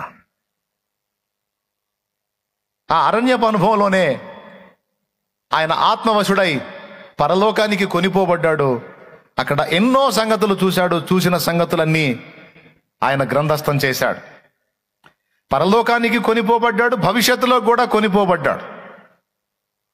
భవిష్యత్తులో తీసుకెళ్లాడు దేవుడు యోహానుని. అలాగే దానియేలును కూడా అంతే తీసుకెళ్లాడు. భవిష్యత్ దర్శనాన్ని దానియేలుకు బయలుపరిచాడు దేవుడు. ఏం జరగబోతుందో చెప్పాడు. యెహెజ్కేలును తీసుకెళ్లాడు భవిష్యత్తులోనికి. నీవు ఆయనకు దగ్గర అయితే, నీవు ఆయనకు సమీపం అయితే భవిష్యత్తులో ఏం జరగబోతుందో అన్ని చెప్తాడు ఆయన. దేవునికి స్తోత్రం కలుగును గాక. భక్తులకు బయలుపరచబడిందా లేదా? ఎలీషా ఒక సైన్యాధిపతిని చూసి ఏడుస్తాడు. ఎందుకు సార్ నన్ను చూసి ఏడుస్తున్నారంటే, నువ్వు భవిష్యత్తులో ఇశ్రాయేలు పిల్లల్ని ఇలా చేయబోతున్నావురా, నువ్వు వాళ్ళ కడుపులు చీల్చబోతున్నావురా నువ్వు అని ఏడుస్తాడు ఎలీషా. ఎట్లా తెలుసు ఎలీషా కంటే? భవిష్యత్తు చూశాడు, బయలుపరచబడింది. అట్లా భక్తులకు భవిష్యత్తు తెలుసు. యేసు ప్రభు కూడా ప్రవచించాడు చూడండి. యేసు ప్రభు కూడా, యెరూషలేమా యెరూషలేమా, ప్రవక్తలను చంపుచూ ఉండుదానా, కోడి తన పిల్లల్ని రెక్కల కిందకి పిలిచినట్టు నిన్ను పిలిచాను కానీ నువ్వు రానొల్లకపోతే విననొల్లకపోతివి. నీకు నువ్వే విడవబడతావు, నీకు ఇలాంటి గతి పట్టిద్ది, ఇది ఇలాంటి పరిస్థితి నువ్వు ఎదుర్కోబోతున్నావు, దండ్ల చేత చుట్టబడతావు, నీ పిల్లలు మట్టిలో కలుస్తారు, నువ్వు ఇట్లా కలుస్తావు అని నెక్స్ట్ పర్యావసానం అంతా కూడా ఆయన ప్రవచిస్తాడు. అంటే ఏం జరగబోతుందో యేసయ్యకు బయలుపరచబడింది. ఏం జరగబోతుందో ఎలీషాకి బయలుపరచబడింది. ఏం జరగబోతుందో యెహెజ్కేలుకి, దానియేలుకి, ప్రవక్తలకు బయలుపరచబడింది. మాయ్ ఎక్కడ బయలుపరచబడిందిరా తల్లి? సెల్ ఫోన్ ముందు కూర్చున్నప్పుడా? టీవీ ముందు కూర్చున్నప్పుడా? కాదు, దేవుని ముందు కూర్చున్నప్పుడు జరిగింది అది.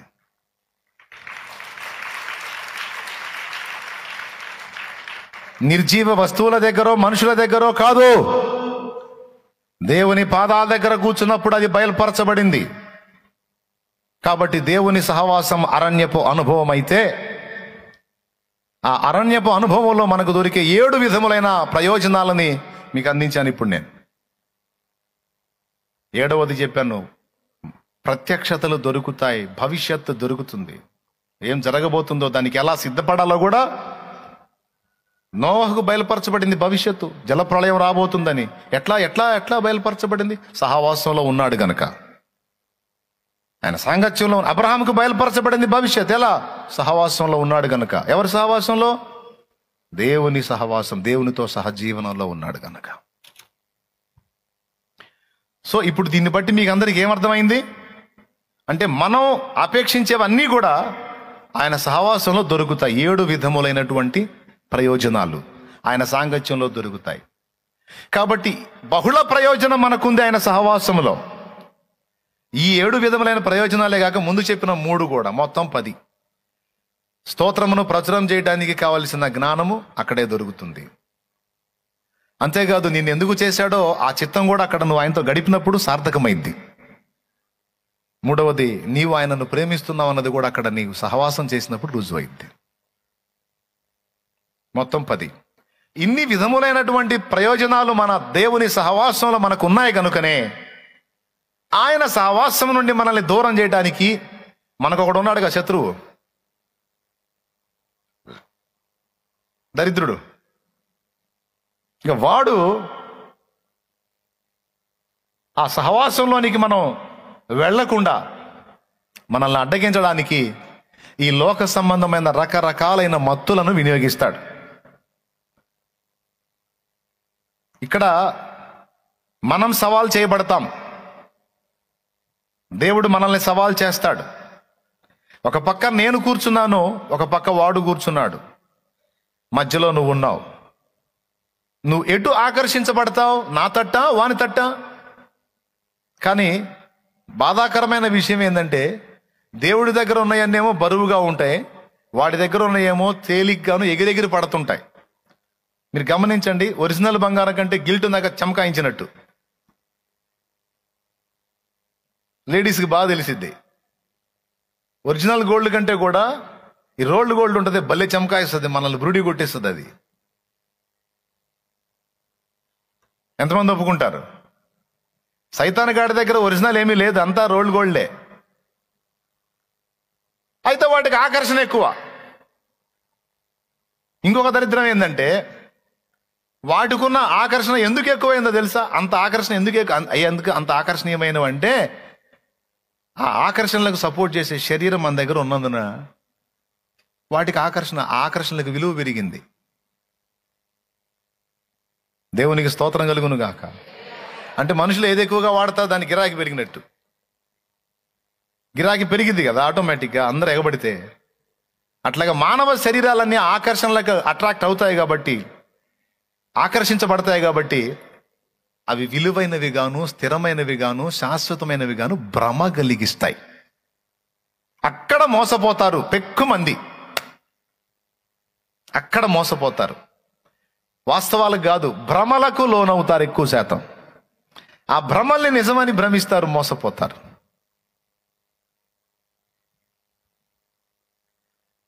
ఇలా దెబ్బతిన్న భక్తుడు పాడుకున్న పాట, నిదురలోన రంగుల లోకం చూశావా, మాయలోకపు ఛాయలన్నీ నిజమని భ్రమశావా, నీ మాయలోకపు ఛాయలన్నీ నిజమని భ్రమశావా, నిదురలోన రంగుల లోకం చూశావా, మాయలోకపు ఛాయలన్నీ నిజమని భ్రమశావా, ఈ మాయలోకపు ఛాయలన్నీ నిజమని భ్రమశావా, కళ్ళు తెరచి చూసినప్పుడే కలయేనని తెలిసెనా, కళ్ళు తెరచి చూచినప్పుడే కలయేనని తెలిసెనా, కాటేశనే లోకం కఠినమైనది, కన్నీరు చూసైనా కరిగిపోనిది, కాటేశనే లోకం కఠినమైనది, కన్నీరు చూసైనా కరిగిపోనిది, నిదురలోనా పాడు నిదురలోనా.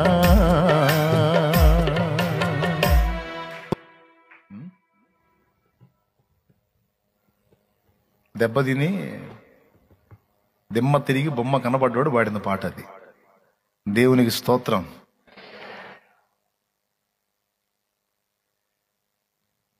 నీలాంటి వారిని నిలువనీయదే, నీకున్న వేదన కంట చూడదే, నీలాంటి వారిని నిలువనీయదే, నీకున్న వేదన కంట చూడదే, స్వార్థానికే నిన్ను చేరదీసెనే, స్వార్థానికే నిన్ను చేరదీసెనే, శోకాల సంద్రంలో ముంచివేసెనే, శోకాల సంద్రంలో ముంచివేసెనే, నిదురలోన రంగుల లోకం చూశావా, మాయలోకపు ఛాయలన్నీ నిజమని భ్రమశావా, ఈ మాయలోకపు ఛాయలన్నీ.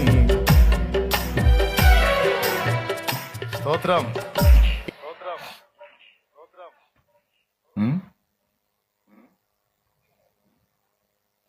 బుద్ధి లేని కన్యకలకు ఏమి జరిగనే, మొద్దు నిదురే వారికి శాపమాయనే,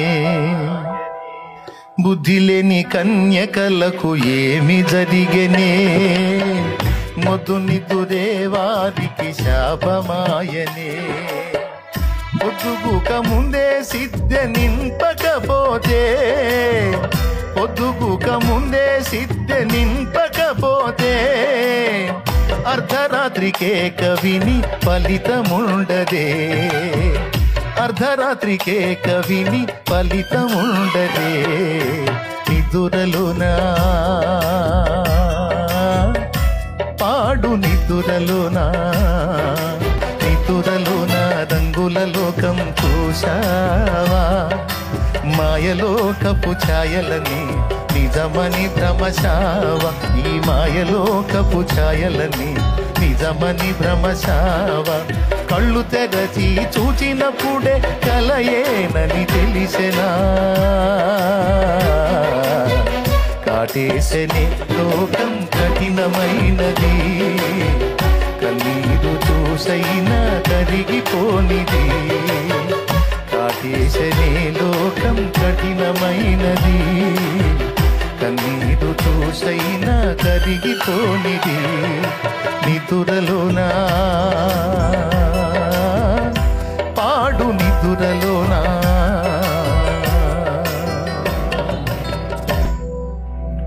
దేవునికి స్తోత్రం కలుగునుగాక.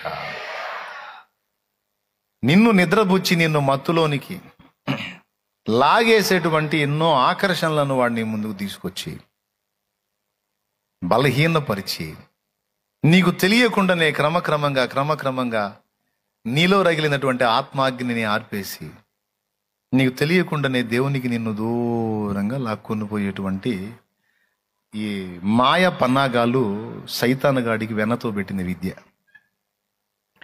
భ్రమలను నిజమని మనం భ్రమించేటట్టు, అబద్ధాలను నిజమని మనం మోసపోయేటట్టు, మనల్ని మోసగించటంలో వాడు నిపుణుడు. బైబిల్లో వాటి గురించి ఎక్కువసార్లు చెప్పబడిన మాటలో ఒక మాట మోసగాడు. అర్థమైందా? ఏం గాడు? మోసగాడు. సర్వలోకమును మోసపుచ్చే మోసగాడని రాస్తుంది వాడి గురించి. ప్రకటన గ్రంథం 12:9 ఇంటికి పోయి చదువుకో. సర్వలోకమును మోసపుచ్చుచు అపవాది అనియు సాతాననియు పేరు కలిగిన ఆది సర్పమైన ఆ మహాఘట సర్పము పడద్రోయబడెను. అక్కడ అన్నాడు సర్వలోకమును మోసపుచ్చుచు, సర్వలోకమును మోసపుచ్చుచు, సర్వలోకమును మోసగాడు వీడు. మోసం అంటే ఏంటో తెలుసా? మోసం అంటే ఏంటో తెలుసా? నువ్వు రాగిని తీసుకెళ్ళి ఇదిగో బంగారం అంటే నువ్వు మోసపోతావా? రాగిని నీకు చూపించి ఇదిగో బంగారం అంటే నువ్వు మోసపోతావా? ఎట్ట కనపడుతుందంట నీకంటావు. ఫస్ట్ అనే డైలాగ్ అది. ఎరా రాగి తీసుకొచ్చి నాకు బంగారం అని చూపిస్తున్నా ఎట్ట కనపడుతుందంట నీకంటావు. ఫస్ట్ డైలాగ్ అది నీకు. మరి నువ్వు మోసపోవాలంటే ఏం చేయాలి? రాగి దానికి గోల్డ్ కోటింగ్ వేయాలి. అంతేకాదు చెక్ చేయడానికి ఒక రాగి కడ్డీ తీసుకొని బంగారపు కోటింగ్ వేసి దొంగలు ఏం చేస్తారు తెలుసా? దొంగలు దానికి ఏదో ఒక భాగాన ఒరిజినల్ బంగారం అతికేపిస్తారు. వీడికి ఆ మొక్క చూపించి ఈ రాగి కడ్డీని బంగారు కోటింగ్ వేసి మొత్తం బంగారం సారని చూపించి చెక్ చేయడానికి వాడు అడిగినప్పుడు ఒక ముక్క కట్ చేస్తాడు చూడు, ఆ ముక్క ఒరిజినల్ బంగారం ముక్క ఉంటుంది. వాడు ఆ ముక్క తీసుకెళ్ళి చెక్ చేయించినప్పుడు ఒరిజినల్ బంగారం అని చెప్తాడు, బంగారం కొట్టాడు. అప్పుడు వీడు నమ్మి మొత్తాన్ని రేటు పెట్టి కొంటాడు. కొన్న తర్వాత వాడికి దొరికిన ఆ చిన్న ముక్కే ఒరిజినల్ బంగారం, కానీ మిగిలిన వాడు బంగారు కమ్మి అనుకున్నదల్లా రాగిదది. నెత్తిన గుడ్డేసుకొని లబో లబో లబో లబో కొట్టుకుంటాడు. ఎలా మోసపోతాడు? రాగి గడ్డిగా తీసుకెళ్తే మోసపోడు, బంగారం కోటింగ్ వేయాల. అట్లేస్తాడు బంగారు కోటింగ్. దానికి బంధాలను వాడుకుంటాడు, అనుబంధాలను వాడుకుంటాడు, వస్తువుల్ని వాడుకుంటాడు, వ్యక్తుల్ని వాడుకుంటాడు, సమాజంలో పరిస్థితులను వాడుకుంటాడు, నీ చుట్టూ ఉన్న క్లైమేట్ మొత్తాన్ని వాడు వినియోగించుకుంటాడు చాలా చమత్కారంగా. నిన్ను భ్రమలోనికి తీసుకెళ్ళాలి, మాయలోనికి తీసుకెళ్ళాలి, మత్తులోనికి తీసుకెళ్ళాలి. దేవునికి నీకు తెలియకుండా నేను దూరం అయిపోవాలి. ఇక దేవుని సహవాసం కాకుండా మనుషుల సహవాసాల్లో నువ్వు నిండిపోవాలి, మనుషుల మాయ మత్తుల్లో మునిగి తేలిపోవాలి. లోకము మోసము రంగుల వలయము, నాశన కూపము నిరతము శోకము. లోకము మోసము రంగుల వలయము, నాశన కూపము నిరతము శోకము. యేసే మార్గము సత్యము జీవము, యేసే మార్గము సత్యము జీవము. యేసుని రాజ్యము నిత్యానందము, యేసుని రాజ్యము నిత్యానందము. అదిగో అంజూరము ఓ క్రైస్తవ చిగురించెను చూడుము. అదిగో అంజూరము ఓ క్రైస్తవ చిగురించెను చూడుము. ఇదిగో నేను త్వరగా వత్తును, సిద్ధపడుడియను స్వరమును వినవా. ఇదిగో నేను త్వరగా వత్తును, సిద్ధపడుడియను స్వరమును వినవా. అదిగో అంజూరము ఓ క్రైస్తవ చిగురించెను చూడుము.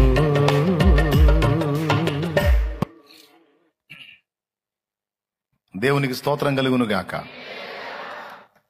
ఇక ఈ మాయా జగత్తు కదా, మోసం నిండిన సమాజం కదా, ఇక అన్నీగా బంధాలు అనుబంధాలు అంటే ఫస్ట్ అక్కడ మనల్ని దేవునికి దూరం చేసేటువంటి రిలేషన్స్లో కొన్ని ముఖ్యమైనవి ఉన్నాయన్నమాట. వాటిలో ఒకటి మన ప్రాణం మీద మనకున్న తీపి, మన ప్రాణం మీద మనకున్న తీపి, మన ప్రాణం మీద మనకున్న ప్రేమ, మన దేహం మీద మనకున్న ప్రేమ, మన దేహం మీద మనకున్న అనురాగం. పాపం దేహం అడుగుతూ ఉంటుంది, దురాశపరుడి కపాలం లాగా నువ్వు ఎంత కోరికలు తీరుస్తూ ఉంటే అంత కోరతా ఉంటుంది. ఇది అర్థమైందా? దురాశపరుడి కపాలంలో ఎన్ని డబ్బులు పోసినా సరే లాగేస్తూ ఉంటుందంట. అలాగే ఈ దేహ వాంఛలను నువ్వు ఎంత తీరుస్తూ ఉంటే అంత ఎక్కువ అవుతూ ఉంటాయి. దేహవాంఛలను అధిగమించాలంటే ఒకటే మార్గం, అది కోరిన కోరికలన్నీ నువ్వు తీర్చకుండా ఆపేయటమే. పాపం ముచ్చట పడుతుందిలే నా దేహం, పాపం దిగులు పడుతుంది నా దేహం, పాపం వేదన పడుతుంది నా దేహం అని పాపం అన్నావా, దాని ఆశ తీర్చడానికి ఇష్టపడతావు. ఆశ తీర్చడానికి మొదలు పెట్టావంటే నువ్వెంత తీర్చినా దానికి తృప్తి కలగదు. ఇంకొక పాటలో ఈ చరణం ఉంది,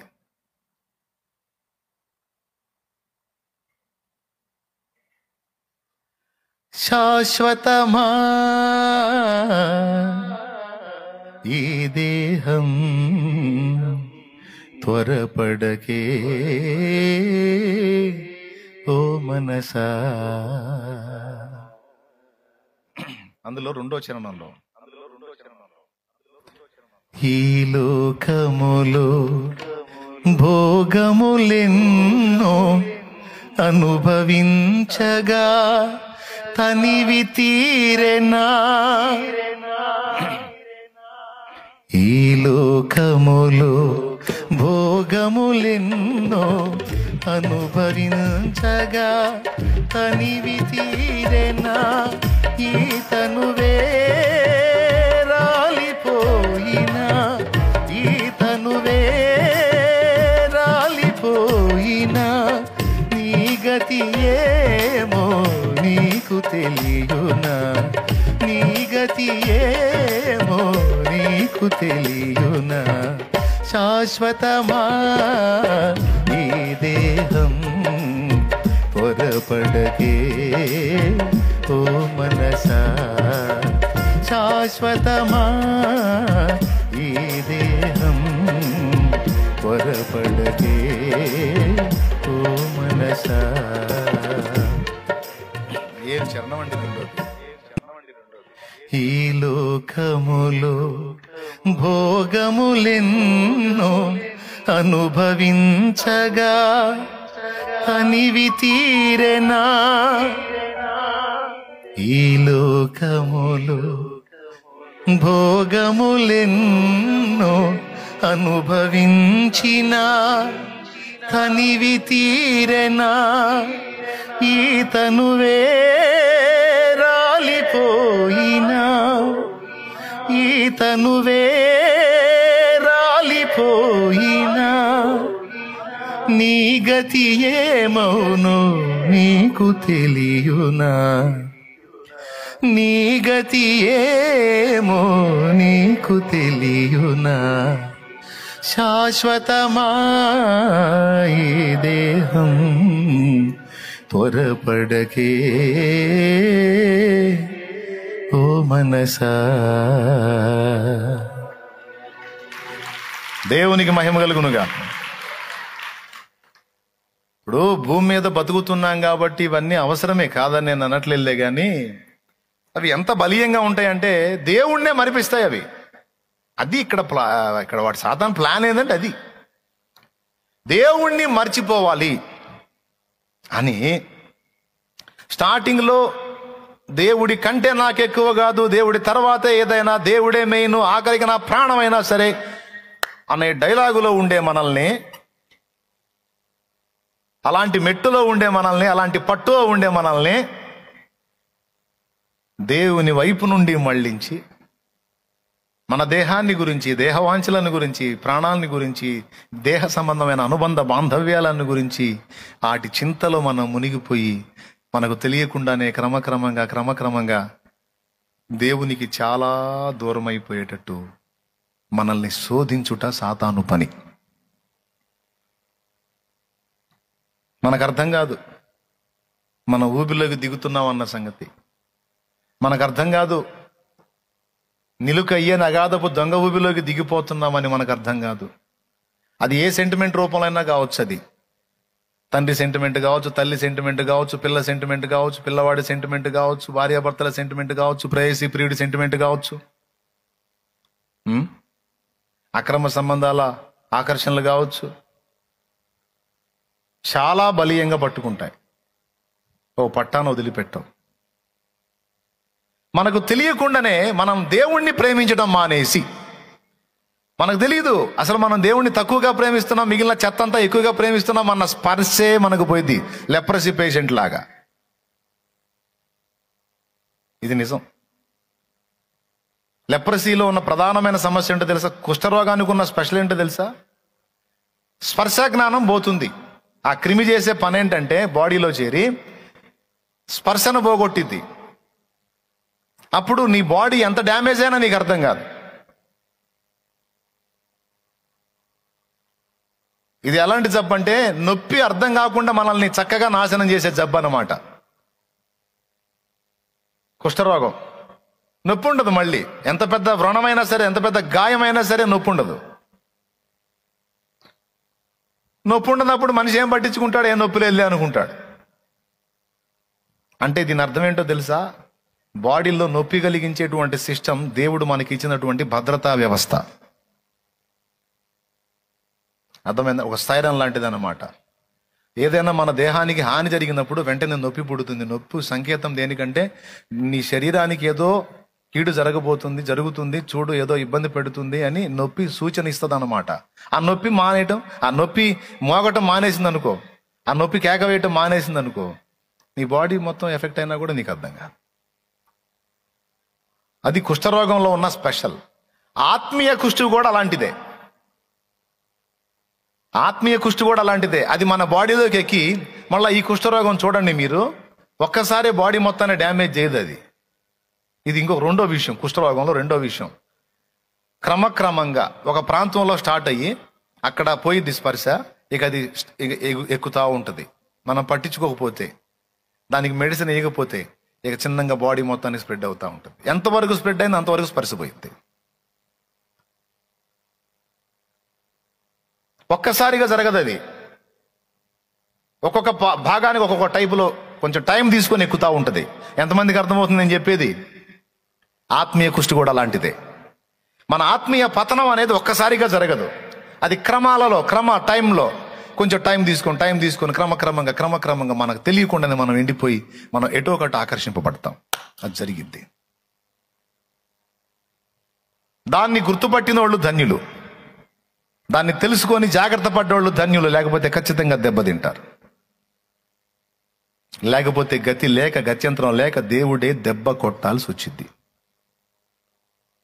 తప్పదు.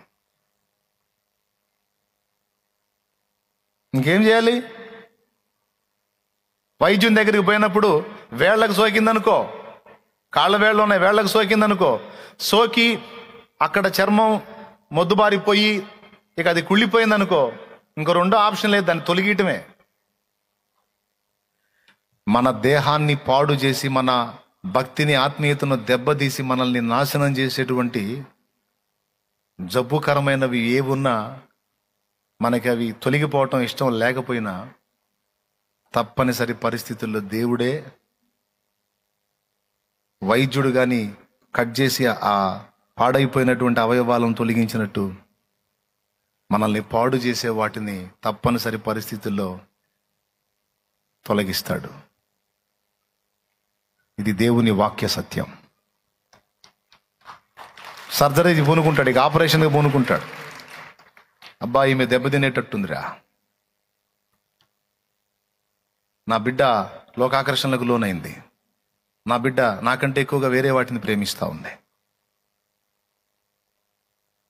అసలు వాస్తవంగా తల్లిదండ్రిని సన్మానించి ప్రేమించమని చెప్పిన దేవుడు, బిడ్డల విషయంలో న్యాయం చేయమని చెప్పిన దేవుడు, వారిని ప్రేమించి ఆదరించమని చెప్పిన దేవుడు వాళ్ళ విషయంలోనే మాట్లాడాడంటే ఇక మిగిలిన వాటి విషయంలో ఎంత డేంజర్గా ఉంటాడు ఊహించండి మీరు.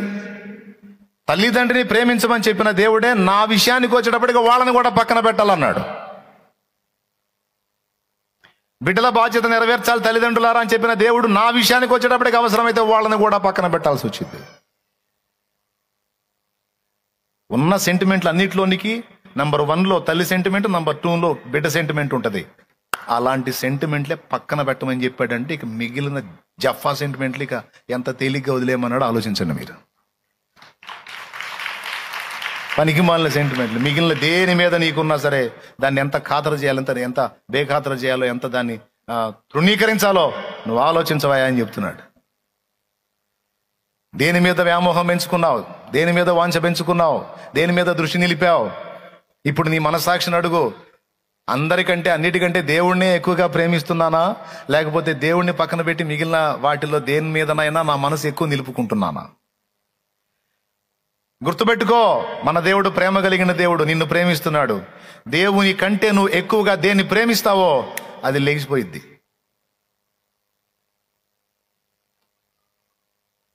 కట్ అయిపోయింది అదంతే. చూస్తాడు చూస్తాడు చూస్తాడు చూస్తాడు చూస్తాడు చూస్తాడు దిద్దుకునే ఛాన్స్లు ఏమైనా ఉన్నాయా లేవా? లేకపోతే విశ్వరూప దర్శనం, వాళ్ళ దర్శనం నీకు అందేటట్టు చేస్తాడు. దేవునికి స్తోత్రం కలుగునుగా. నువ్వు ఎవరిని ప్రేమిస్తున్నావో, ప్రాణమంతా ఎవరి మీద పెట్టుకొని లబలబలబలబలాడుతున్నావో వాళ్ళ విశ్వరూపం నీకు అందేటట్టు చేస్తాడు. అర్థమైందా? అప్పుడు దిమ్మ తిరిగి ఏం కనపడిద్ది? అప్పుడు కనపడిద్ది. దేవునికి స్తోత్రం కలుగునుగాక. అప్పుడు ఇట్లాంటి పాటలు పాడుకోవాల్సి వచ్చింది. కాటేసెనే లోకం కఠినమైన, కన్నీరు జోషైనా కరిగిపోనిది నిదురలోనా అని నువ్వు పాడుతుంటే ఆయన అంటాడు, ఎందుకు పోయ్యా, నిన్నెవడు పొమ్మన్నాడు అని ఆయన పాడతాడు. దేవునికి స్తోత్రం కలుగును గాక. చెప్పు గట్టిగా.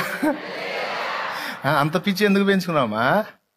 అమ్మా బాగైందా అంటాడు. ఎవరి మీద పెట్టుకున్నా సరే అయ్యిద్ది నీ పని.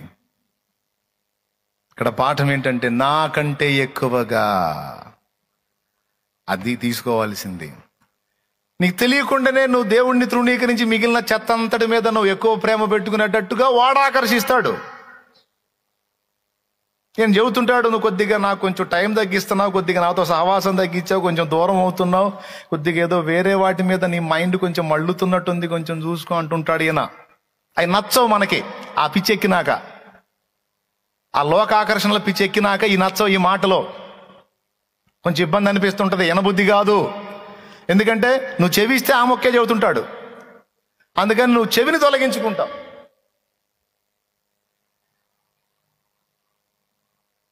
అప్పుడు ఆయన అంటాడు, ఆహా, నేను ఇచ్చే హెచ్చరికలు కూడా నీకంత ఇబ్బంది కలిగిస్తున్నట్టు ఉన్నాయిగా. సరే సరే సరే పో, నీకు విశ్వరూప దర్శనం చూపిస్తా పో, సరే పో అని మనల్ని అప్పచెప్పటమే మనకు శిక్ష. దేవుడు మనకేసే శిక్ష ఏంటంటే, నువ్వు వాంఛించి కోరుకొని పరితపించి పొందుకుంటావు చూడు, అది నీకు దక్కటమే దేవుడు నీకేసే శిక్ష. అర్థమై సర్దుకున్నారు కదా? రైట్.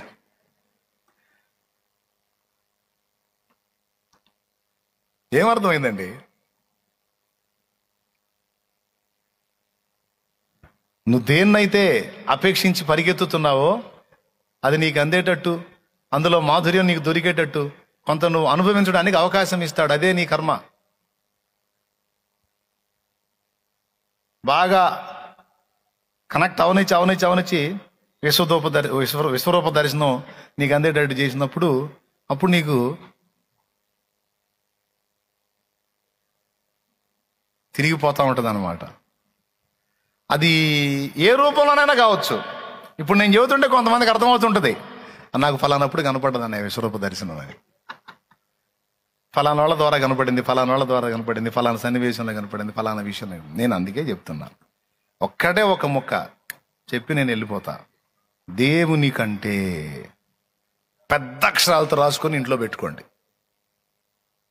పెద్ద ఫ్రేమ్ చేయించుకొని ఇంట్లో పెట్టుకోండి. నా మాట జోక్గా తీసుకోవద్దు. నాకంటే ఎక్కువగా ఎవరినైనా దేనినైనా నాకంటే ఎక్కువగా ప్రేమించేవాడు నాకు పాత్రుడు కాడు అంటే అర్థం చేసి నా వాడు కాడు అని చెప్పాడు. ఎంత డేంజర్ మాటో చూడది. అందులోనే చెప్పాడు, ఆఖరికి ప్రాణంతో సహా నువ్వు ప్రేమించొద్దు. ఇప్పుడు బయట వాళ్ళని తీసే మన ప్రాణాన్ని మనం ప్రేమించుకుంటాంగా. దేవుడు ఉంచిన సవాల్ ఏంటో తెలుసా? నీ ప్రాణం కూడా నీకు ప్రియమైనది కాకూడదు. నీ ప్రాణం కంటే ఎక్కువగా నేనే కావాలి నీకు.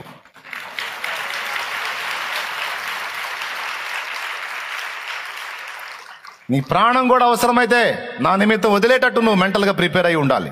అంత డెప్త్లో ఉండాలి నువ్వు నాతో. అలాంటి పట్టు రావాలి నీకు. నువ్వేంది అల్పమైన వాటిని అడ్డం పెట్టుకుని వాటి కోసం పరిగెత్తుతా, ఆఖరికి నన్ను కూడా వాడుతున్నావేంది వాటి కోసం? నన్ను కూడా దూవుతున్నావుగా వాటి కోసం. పనికి మాలిందానా, పనికి మాలినోడా? వాటిని సాధించడానికి, వాటిని సంపాదించడానికి, వాటిని పొందుకోవడానికి నన్ను కూడా కాకపడుతున్నావా? నా దగ్గరికి వస్తుంది కూడా అందుకే నువ్వు సబ్బు రుద్దినట్టు రుద్దడానికి నన్ను.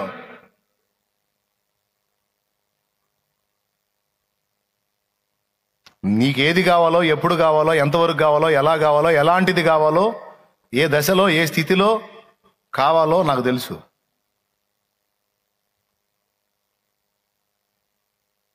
నా భక్తులకు నేను రెండూ ఇచ్చా. ఈ లోకంలో వారు జీవించినంత వరకు వారి మనుగడకు ఇబ్బంది లేకుండా అన్నీ ఇచ్చా. తర్వాత నిత్య స్వాస్థ్యాన్ని కూడా ఇచ్చా.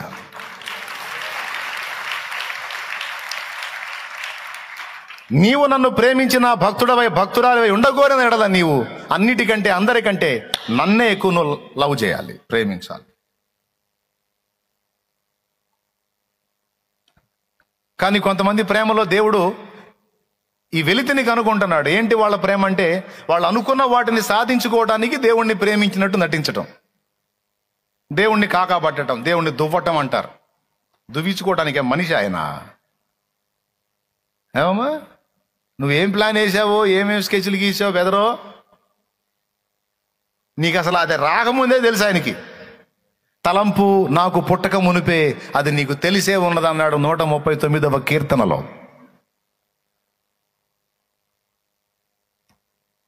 ఇప్పుడు నీ తలంపు లేదో నాకు తెలియదు, కానీ తలంపు అనేది నీకు పుట్టకముందే ఆయనకి తెలుసు.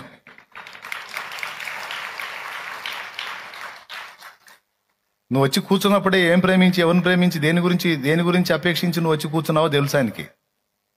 అప్పులు తీరాలని వచ్చి కూర్చున్నావా, లేకపోతే లోన్ శాంక్షన్ కావాలని కూర్చున్నావా, లేకపోతే ఫస్ట్ క్లాస్లో పాస్ అవ్వాలని కూర్చున్నావా, లేకపోతే జాబ్ కోసం కూర్చున్నావా, నీ కాకా దేనికో తెలుసు ఆయనకి. తెలీదు? అదేందన్నయ్య మరి వాటి కోసం అడగకపోతే అంటే అడగొద్దని నేను అన్నట్లా. నీ ప్రాణమంతా వాటి మీద పెట్టుకోవద్దు, అవన్నీ జీవితంలో ఒక భాగం. నీకు లైఫ్ని ఇచ్చిన వాడు వాటిని కూడా ఇస్తాడు. ఆయన ముఖాముఖి చెబుతుంది ఏంటంటే వదిలేవాయి వాటిని అంటాడు. నా భాషలో చెప్పాలంటే వదిలేవాయి వాటిని అంటాడు. కాదులే ప్రభా ఏవాయి నీ బొంద వదిలే, కూర్చో ప్రశాంతం కూర్చో అంటాడు. వదిలేవమ్మా వాటినే, కూర్చో, నేను నా కోసం వచ్చావా లేకపోతే ఆ సోది కోసం వచ్చావా అంటాడు. నేను నీ కోసమే తండ్రి. రైట్, కూర్చో. అట్లయితే నన్ను ప్రేమించు వారిని ఆస్తికర్తలుగా చేతును, దాచబడిన ధనమును నీకు ఇత్తును. నీకు ఇవ్వడానికి కూడబెట్టేవాడికి పనప్ప చెప్పేవాడు కూడబెడతాడు, నీకెందుకు ఆ శాఖ, నువ్వు కూసాడా అంటాడు. నేను చెప్పేది జోక్ కదా, ఉంది లేఖనంలో. నేను చెప్పేది జోక్ కదండి. నీతిమంతునికి ఇచ్చుటకు కష్టించి సమకూర్చే పని ఆయన పాపాత్ములకు అప్పచెప్పాడట. వాళ్ళంతా కూడబెడతాం ఎవరి కోసం అనుకున్నా? మన కోసమే. దేవునికి స్తోత్రం కలుగును గాక. హల్లెలూయా చెప్పు. అర్థమైతే ఇంకోసారి చెప్పు. నేను చెప్పింది ఉందో లేదో బైబిల్లో చూడు. ఇప్పుడు ప్రసంగి గ్రంథము 2వ అధ్యాయం 26వ వచనం. అదిగో 2:26 అంట చూడండి. ఏలయనగా దైవ దృష్టికి మంచివాడుగా నుండువానికి దేవుడు జ్ఞానమును, తెలివిని, ఆనందమును అనుగ్రహించును. అయితే దైవ దృష్టికి ఇష్టడగు వానికి ఇచ్చుటకై ప్రయాసపడి పోగు చేయు పనిని ఆయన పాపాత్మునికి నిర్ణయించును. చాలు. దైవ దృష్టికి ఇష్టడగు వానికి ఇచ్చుటకై ప్రయాసపడి పోగు చేయు పనిని ఆయన పాపాత్మునికి ఇచ్చును. ఇప్పుడు కష్టపడి మనకు కుప్పేసే పని మనదా వాడిదే? దేవుడు అంటాడు వాడి పని నువ్వు చేస్తావే నిద్రమోహోడా. దానోడు దానికి ఉన్నాడు రా, రెడీ చేస్తాడు, నీకెందుకు, నీ కాళ్ళ దగ్గరకు వచ్చింది, నువ్వు నాకు వెళ్ళి చూడరా అంటాడు ఆయన. నువ్వు కూర్చోరా నా దగ్గర ప్రశాంతంగా కాసేపు, నీకు తెలివి తగలయ్యా, పద్దాకలు పరిగెత్తుతావేరా ప్రశాంతంగా. వచ్చి కూర్చొని కూడా అదే ఆందోళనలో ఉంటావేరా నువ్వు. కూర్చో. అవునా కాదండి? కొంతమంది మరీ దరిద్రం, దేవుడి దగ్గరికి పోయి కూడా ఇదే శోప. ఆయన అడుగుతాడు ఎందుకు వచ్చావు అసలు నువ్వు, ఒకటే తపన నీకు, నాకంటే ఎక్కువగా దేనిని కూడా నువ్వు నేను మెయిన్. నన్ను ప్రేమించు వారిని ఆస్తికర్తలుగా చేతును, దాచబడిన ధనమును వారికి ఇత్తును అన్నాడు. నన్ను ప్రేమించు వారు ఆశీర్వదించబడుదురు అన్నాడు. నన్ను ప్రేమించుచున్నాడు గనుక నేను తప్పిస్తాను అన్నాడు. నా నామం ఎరిగిన వాడు గనుక గొప్ప చేస్తాను అన్నాడు. నన్ను ప్రేమిస్తున్నాడు గనుక శ్రమలో తోడై ఉంటాను అన్నాడు. 91వ కీర్తనమ్మా, మొత్తం ప్రేమించినోడికే. మన గుండెల్లో దాచుకుందాం ఈ మాట. మీకు 2 సంగతులు చెప్పాను. అరణ్యపు అనుభవంలో మనకు దక్కేటువంటి 7 విధములైన ప్రయోజనాలు. ఏమండి, అసలు మనం ఎందుకు నిర్మించబడ్డాం అన్నదానికి ముందు 3 సంగతులు. ఆ విషయాలు మొత్తం 10 సంగతులు వివరణాత్మకంగా మీకు అందించా. ఇప్పుడు ఈ అనుభవాలన్నీ మనం సాధన చేసుకోవాలి. ఇవన్నీ దేవుని యొద్ద నుండి మనం స్వతంత్రించుకోవాలి. దైవ చిత్తం తెలుసుకోవాలి, వాక్ ప్రత్యక్షత పొందుకోవాలి, భవిష్యత్తు తెలుసుకోవాలి. రేపు దేవుని దగ్గర కూర్చొని యుగయుగాలు నిత్యత్వం అంతా కూడా ఏలాలి అంటే ఇక్కడ ఈ లోకంలో ఉన్నప్పుడే, ఈ ఆకర్షణల మధ్య ఉన్నప్పుడే వీటన్నిటినీ త్యజించి తెంచుకొని పోయి దేవుని సాంగత్యం చేయటం అలవర్చుకోవాలి. ఇప్పటి నుంచే సాధన చేయాలి. ఎవరో వచ్చి నేను తోమరో, ఎవరో వచ్చి నీకు మెడకు తాడేసి లాక్కొని పోరు, గేదెను లాక్కుపోయినట్టు. దేవభక్తి విషయంలో నీకు నువ్వే సాధన చేసుకోవాలి, నాకు నేనే సాధన చేసుకోవాలి. నేను ఇంకొక మాట కూడా చెప్తా. సాధ్యమైనంత వరకు ఆ దేవభక్తి సాధన నుండి నిన్ను వెనక్కి లాగేవాళ్లే ఈ లోకంలో ఉంటారు, కానీ నిన్ను ముందుకు లాక్కెళ్లే వాళ్ళు బహు తక్కువ మంది ఉంటారు.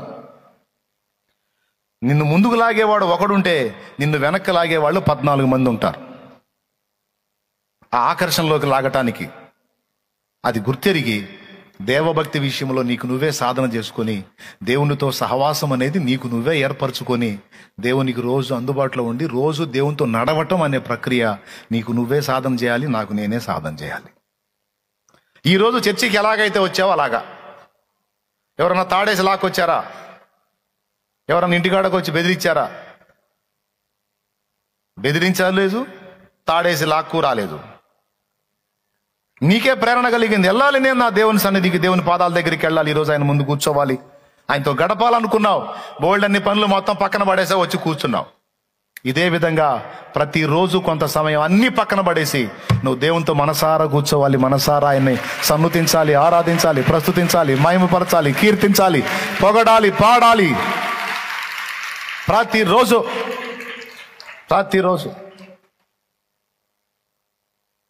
దేవుని ముందు మోకాళ్ళేసి అడగాలి. నువ్వు నీకు నాకు మధ్య అడ్డుగా వచ్చేది ఏదైనా సరే అది యేసు నామములో దూరం అయిపోవాలి ప్రభువా. నీకు నాకు మధ్యలో వచ్చేది ఏదైనా, నిన్ను మించే ఆకర్షణ ఏదైనా సరే అది యేసు నామములో నాకు దూరం అయిపోవాలి. నా దగ్గరికి ఏదైనా వచ్చేది ఉంటే అది నిన్ను నాకు ఇంకా దగ్గరకు తీసుకొచ్చేదై ఉండాలి. అది వ్యక్తులైనా వస్తువులైనా, ఆఖరికి నా ప్రాణమైనా సరే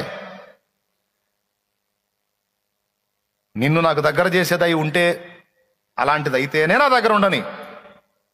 నిన్ను నాకు దూరం చేసేది ఏదైనా సరే అది నాకు దూరం అయిపోవును గాక అనే మనసు ఉండాలి. అలాగే మనం ఆయనకి దగ్గరలోకి వెళ్ళాలి, అరణ్యపు అనుభవాన్ని సాధన చేయాలి. అలాంటి అరణ్యపు అనుభవ సాధన కోసం మహాకూటాలు కూడా నీకెంతో దోహదపడతాయి. మహాకూటాల్లో 4 దినాలు పూర్తిగా నువ్వు దేవుని పాదాల చెంత అచ్చంగా ఆయన ప్రపంచంలో 4 దినాలు గడిపే ఛాన్స్ చాలా విలువైన సమయం అది. ఇప్పటి నుంచే నువ్వు దేవునితో గడపటం మొదలుపెట్టు. మహాకూటాలను కూడా వినియోగించుకో. మొదటి కూటం దగ్గర నుంచి చివరి కూటం ముగింపు వరకు 4 రోజుల కూటాల్లో దేన్ని మిస్ కావద్దు.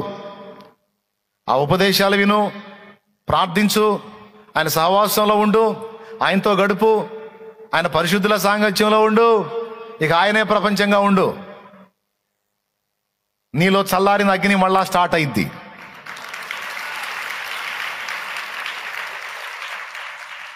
ఇప్పుడు ఏమైంది? ఆల్రెడీ ఒకప్పుడు మండిన అగ్ని, దేవుడు వెలిగించిన అగ్ని ఆరిపోయింది. ఆత్మను ఆర్పకుడి అన్నాడు కదా, కొంతమందిలో ఆత్మ ఆరిపోయింది. ఇప్పటి నుంచే మళ్ళా తిరిగి నువ్వు ఆత్మను మండించుకోవటం మొదలు పెట్టాలి. సమీపంలో ఉన్న ఆ కూటాల ద్వారా మళ్ళా తిరిగి ఆత్మను మండించుకోవటం స్టార్ట్ అయింది. తప్పకుండా మళ్ళా మంట నీలో రగలటం మొదలైద్ది.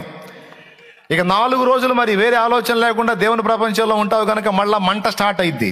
ఆ తర్వాత నువ్వు చేయాల్సింది ఏంటంటే, అలా స్టార్ట్ అయిన ఆ మంటని ఇక ప్రజ్వలింపజేయటం నీ పని.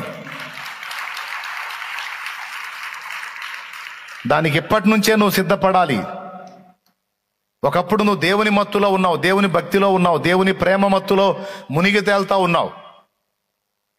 ఈరోజు ఆ మత్తుని గెలిచి చాలా మత్తులు నీ దగ్గరకు వచ్చి చేరినాయి. ఇప్పుడు వాటన్నిటిని దొళ్ళగొట్టుకొని మళ్ళా దేవుని వైపు మళ్ళుకొని దేవునికి సమీపమై నీలో కోల్పోయిన ఆ మొదటి ప్రేమ, మొదటి ఆసక్తి, మొదటి భక్తి తిరిగి పుంజుకోవడానికి మంచి ఛాన్స్ ఇది, మంచి టైం ఇది. కాబట్టి మీరు ఎలాగ జాగ్రత్త చేసుకుంటారో, ఆల్రెడీ మీలో కొంతమంది జాగ్రత్తగానే ఉన్నారు, కొంతమంది మెళకువగానే ఉన్నారు, కొంతమంది అయితే నేను చెప్పిన మత్తుల్లోకి వెళ్ళిపోయారు. దేవునికి ఇవ్వవలసిన స్థానం దేవునికి ఇవ్వకుండా వేరే వాటికి ఆ స్థానాన్ని ఇచ్చి దేవుని కంటే ఎక్కువగా కొన్నిటిని ప్రేమించే అనుభవంలోకి అయితే కొంతమంది ఇప్పటికే దిగజారిపోయారు. దేవుని కంటే ఎక్కువగా కొన్నిటిని, కొంతమందిని ప్రేమించే ఆ మెట్టుకి కొంతమంది దిగజారిపోయారు. ఇది ఘోరమైన పతనం, ఓటమి. దేవుడు దాన్ని ఒప్పుకోడు, తట్టుకోలేడు. నువ్వు ఆయన్నే ప్రేమించాలి. దేవునికి స్తోత్రం కలుగును గాక. హల్లెలూయా. మీలో మీరు అడగొచ్చు, అన్నయ్య నేను ప్రార్థన చేస్తున్నా, వాక్యం చదువుతున్నా, దేవుడు చేయాల్సిన దేవుడు చేస్తున్నా, దేవుడు చేయాల్సిన దేవుడే చేస్తున్నా, ఇంకేంది అంటే జెంట్స్ మీరు చెప్పండి, మీరు ఒప్పుకుంటారా? ఒక భర్త ఒప్పుకుంటాడా? భార్య భర్తకు అన్ని చేసి పెడుతుంది, అన్నం వండుతుంది, కూర వండుతుంది, బట్టలు తూతుంది, ఇస్త్రీ చేస్తుంది, చేయాల్సిన పనులన్నీ చేస్తుంది. కానీ ప్రేమ మాత్రం ఇంకొకరిని ప్రేమిస్తుంది.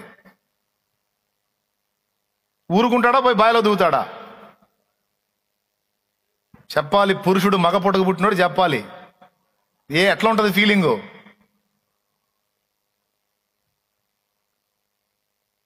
భార్య అడిగిద్ది, ఇస్త్రీ చేయట్లేదా? బట్టలు ఉతకట్లేదా? ఫుడ్ చేయట్లేదా? అన్ని చేస్తున్నావు, ఇంకేంటి అన్ని చేస్తున్నావు. కానీ ఇవన్నీ ఒక ఎత్తు, నీవు నన్ను ప్రేమించుట ఒక ఎత్తు. ఇవన్నీ చేయకపోయినా నువ్వు నన్ను ప్రేమిస్తే నాకు అంతే చాలు. దేవునికి స్తోత్రం కలుగును గాక. వారు పెదవులతో నన్ను ఘనపరచుదురు గాని వారి హృదయములు నాకు దూరముగా ఉన్నవి. వారి పెదవులతో నన్ను ఆరాధింతురు గాని వారి హృదయము నాకు దూరముగా ఉన్నది. వారు ఒట్టి మాటలతో నా యొద్దకు వచ్చుచున్నారు, వారు నన్ను ప్రేమించుటలేదు. ఒక్కొక్క భర్త పాపం ఆయనే పాత్రలు కడుక్కుంటాడు, ఆయనే ఉతుక్కుంటాడు, ఆయనే వండుకుంటాడు. నేను మగాళ్ళని ఎగతాళి చేయట్లే. ఎందుకు బ్రదర్ అన్నీ నువ్వే చేసుకుంటావు? ఆమె చేయలేదా అంటే ఆమె కొంచెం బలహీనతలు, ఆమె చేసినా చేయకపోయినా ఆమె నన్ను ప్రేమించిద్ది, నాకు అంతే చాలు. ఆ ప్రేమ ఎంత పని చేసిద్దంటే పాప ఆయన పనులన్నీ ఆయనే చేసుకుంటాడు, ఆమె కూడా ఆయనే చేసి పెడతాడు. దానికైనా ఒప్పుకుంటాడు, కానీ అన్నీ నీకు చేస్తాను, నేను ఇంకొకరిని ప్రేమిస్తానంటే మాత్రం ఒప్పుకోడు. నాకు కావాల్సిందే నీ లవ్. ఏం లవ్? బోల్డ్ లవ్, ఎందుకు పనికిరాను లవ్? అదేదో నేను వేరే వాడి మీద ఉంచుతాలే, నీకైతే నీకు అన్ని నేను చేసి పెడతానంటే అవసరమైతే నేను చేసుకుంటా, లేకపోతే దాన్ని పని మనిషిని పెట్టుకుంటా. నువ్వేం చేయొద్దు, మరేం చేయాలి? నన్ను ప్రేమించంతే. నా ప్రేమను పొందుకో, నాకు ప్రేమను పంచు, నన్ను గుర్తించు, ప్రోత్సహించు, ప్రశంసించు, నన్ను అర్థం చేసుకో, నన్ను ఆదరించు. దేని కోరుకుంటాడు జంట చెప్పండి? స్త్రీ చేసే పనులనా, లేకపోతే స్త్రీ నుండి వచ్చే ప్రేమనా? పెద్దగా చెప్పండి, మీకు ఫేవర్గా మాట్లాడుతున్నాను. ఏంటి? ప్రేమనేగా. దేవుడు కూడా అంతే. మరి బాబా, నీ పని తర్వాత ముందు నువ్వు నన్ను ప్రేమించాలి.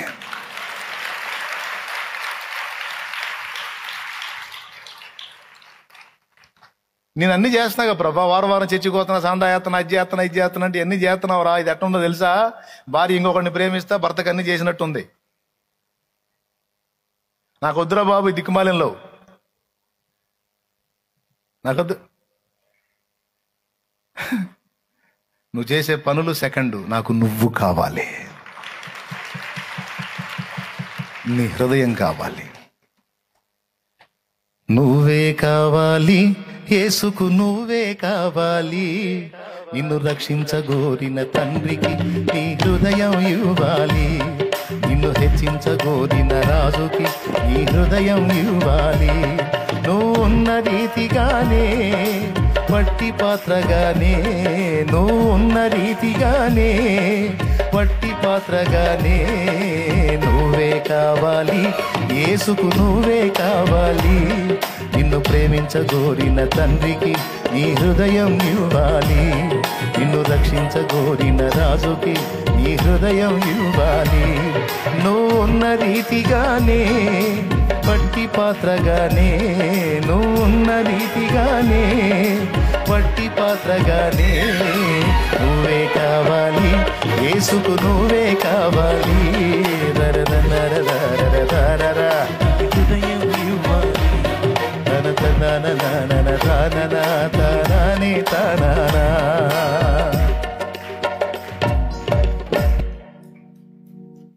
నువ్వు ఇచ్చేవి తర్వాత నువ్వు కావాలి. చెప్పు, ఏం చెప్తావు చెప్పు? నువ్వు చేసే క్రియలా లేతే నీ ప్రేమ? అది ఎఫెసులోనున్న సంఘపు దూతకు చెప్పాడు. నీ కష్టమును, నీ సహనమును, నీ క్రియలను నేను ఎరుగుదును. నువ్వు నా నామము నిమిత్తము భారము భరించి అలసిపోలేదని నేను ఎరుగుదును. నీకు అన్ని బాగున్నాయి, వివేచన ఉంది, ఏది మంచో ఏది చెడో తెలుసు, అన్ని లెక్కలు బాగున్నాయి. కానీ అయితే మొదట నీకుండిన ప్రేమ నీవు వదిలితివని తప్పు ఒకటి నీ మీద మోపవలసి ఉన్నది.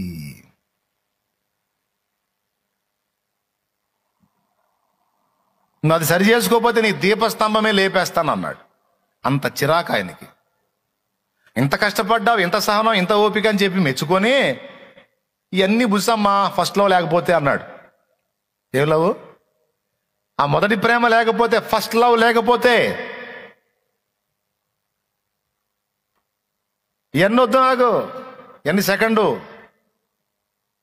నన్ను నువ్వు కలుసుకున్నప్పుడు నువ్వు ఎలా స్పందించావు, ఎలా నన్ను ఆరాధించావు, ఎలా నాకు దగ్గర అయ్యావు, ఎలా నన్ను హత్తుకున్నావు, ఎలా నా విషయాల్లో నువ్వు పరవశించావు, ఏ విధంగా నన్ను ప్రస్తుతించావు, ఏ విధంగా నాతో సహవాసం చేశావు, నాకు అది కావాలి, అది బాగుంది నాకు.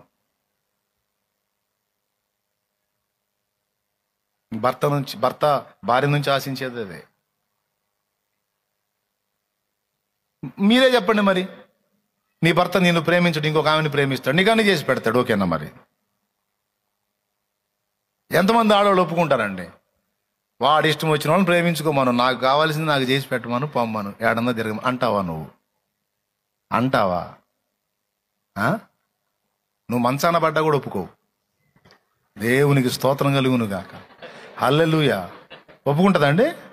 మంచంలో ఉన్నా కూడా ఒప్పుకోదు. మంచంలో ఉన్నా సరే, నేను ఎవరన్నా ఇంకొక ఆమెతో మాట్లాడుతున్నాను అనుకో,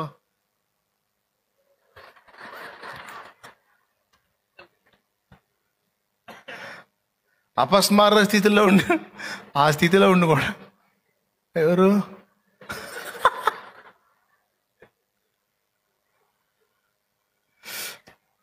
ఒప్పుకుంటా? పొర్రపాటును కూడా నీకు అన్నీ చేస్తాడు, నీకే తక్కువ బట్టలు తెస్తాడు, ఫుడ్ తెస్తాడు, అన్ని తెస్తాడు, పండ్లు తెస్తాడు, అన్ని తెచ్చిస్తాడు. లవ్ మాత్రం ఇంకొకళ్ళ మీద పెడతాడు. ఎట్లా ఒప్పుకుంటారు? నువ్వు ఒప్పుకోవే, మరి ఆయన ఎట్లా ఒప్పుకోవాలి? అని నేను ఆరాధిస్తున్నాగా ప్రభా, ఆరాధిట్లేదా ఏంది? ఎవడికి కావు నీ బోర్డు ఆరాధన? నీ హృదయం ఇంకో చోట పెట్టి నన్ను ఇక్కడ వచ్చి నువ్వు అన్ని అబద్ధాలే పాడుతున్నావు. ముందు అసలు నీ పాటలు ఏంటంటే చిరాకు పడుతుంది నాకు అంటాడు. అబద్ధాలు మాట్లాడతారు జనం, నువ్వు ఎగ్దం పాడుతున్నావు. వస్తావు, నువ్వు ఎవరినో ఎవరినో ప్రేమిస్తూ ఉంటావు, ఎవరెవరు ఏ వస్తువునో ఏ వ్యక్తినో దేని మీద నీ ప్రేమ అంతా పెట్టుకొని ఉంటావు.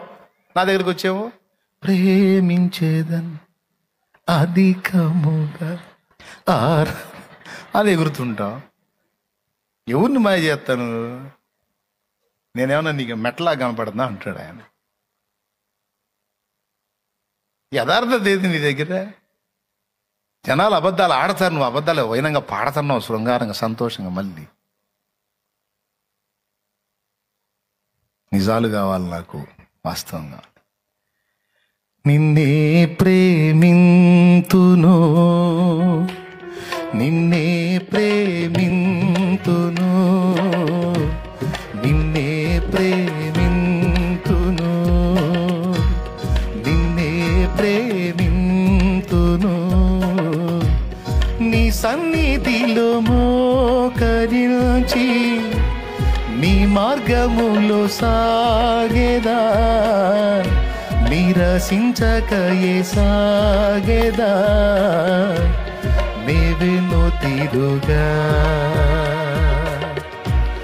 నీ సన్నిధిలో మోకరించి నీ మార్గములో సాగేదా, నిరసించకయే సాగేదా, నీవెన్నో తీరుగా, నీవెన్నో తీరుగా.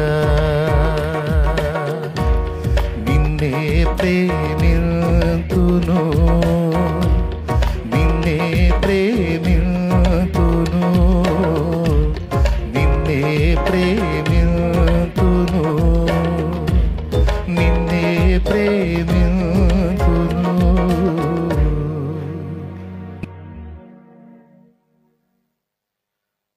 దేవునికి ఇవ్వాల్సిన స్థానం దేనికి ఇచ్చినది నీకు దూరం అయింది. గుర్తుపెట్టుకో, తప్పదు, దేవుడే చేస్తాడు. ఆ గతి నీకు పట్టాలంటే పవర్ చేయి, ఒక దారి అవుతావు. వద్దులే నాకెందుకు వచ్చిన లేనిపోయిన గొడవ అనుకుంటావా, మర్యాదగా ఆ చెత్తా చెదారాలన్నీ పక్కన పెట్టి దేవునికి కనెక్ట్ అవు.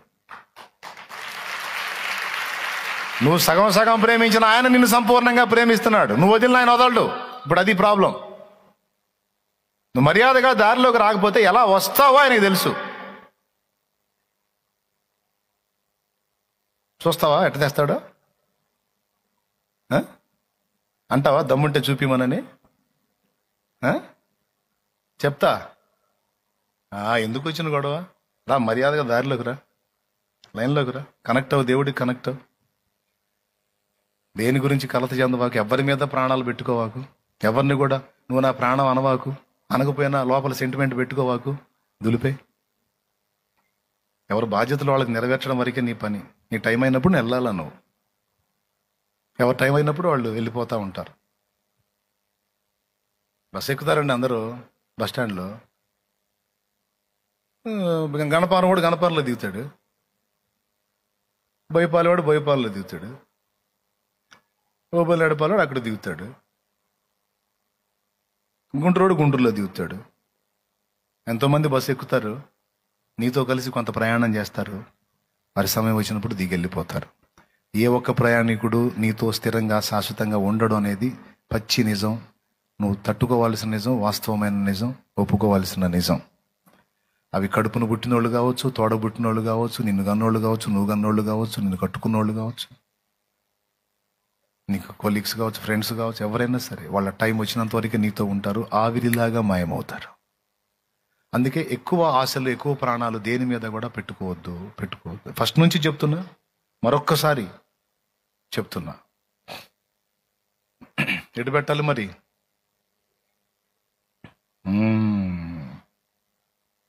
ఆయన మీద పెట్టాలి. నీ కొరకే తన ప్రాణము పెట్టిన ప్రేమను చూడమ్మా, నిన్ను చూడక ఉండలేని ఆ ప్రేమే నిజమమ్మా. నీ కొరకే తన ప్రాణము పెట్టిన ప్రేమను చూడమ్మా, నిన్ను చూడక ఉండలేని ఆ ప్రేమే నిజమమ్మా. అందరూ నిన్ను మరచిన గాని మరువని స్నేహితుడే, కొందరిలాగా మధ్యలో నిన్ను విడువని ప్రేమికుడే. అందరూ నిన్ను మరచిన గాని మరువని స్నేహితుడే, కొందరిలాగా మధ్యలో నిన్ను విడువని ప్రేమికుడే. రక్తము పోసి ప్రేమ లేఖ నీకు రాసిన నీ ప్రియుడే, రక్షణనిచ్చి రాణిగా చేసే యేసురాజుగనుడే. తెల్ల ఎరుగని తెల్ల పావురమపై పైకెగిరావా, కఠినమైన ఈ లోకపు పోకడ కానక ఉన్నావా. కళ్ళ ఎరుగని తెల్ల పావురమపై పైకెగిరావా, కఠినమైన ఈ లోకపు పోకడ కానక ఉన్నావా. అయ్యో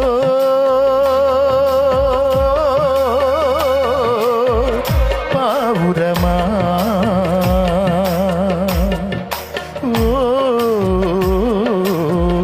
పావురమా, తెల్ల ఎరుగని తెల్ల పావురమపై పైకెగిరావా, కఠినమైన ఈ లోకపు పోకడ కానక ఉన్నావా.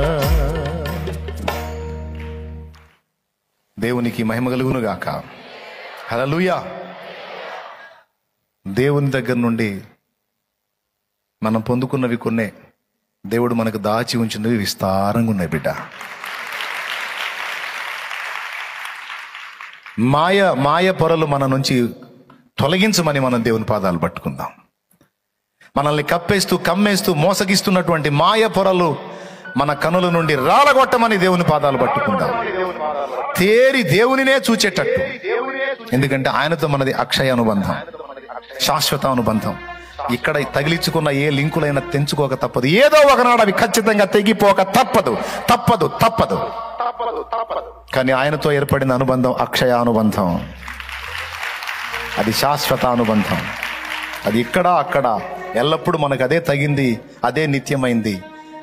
చివరికి ఈరోజు మనం కలిగి ఉన్న, ఈరోజు ఓల్డేజ్ హోమ్లో ముసలాళ్ళని చూడండి, ఆ చివరి లైన్లో కూర్చున్నా చూడు ముసలాళ్ళు, ఓల్డేజ్ హోమ్ ముసలాళ్ళు. వృద్ధాశ్రమంలో మన సన్నిధిలో ఉంది కదా, కూర్చున్నారు.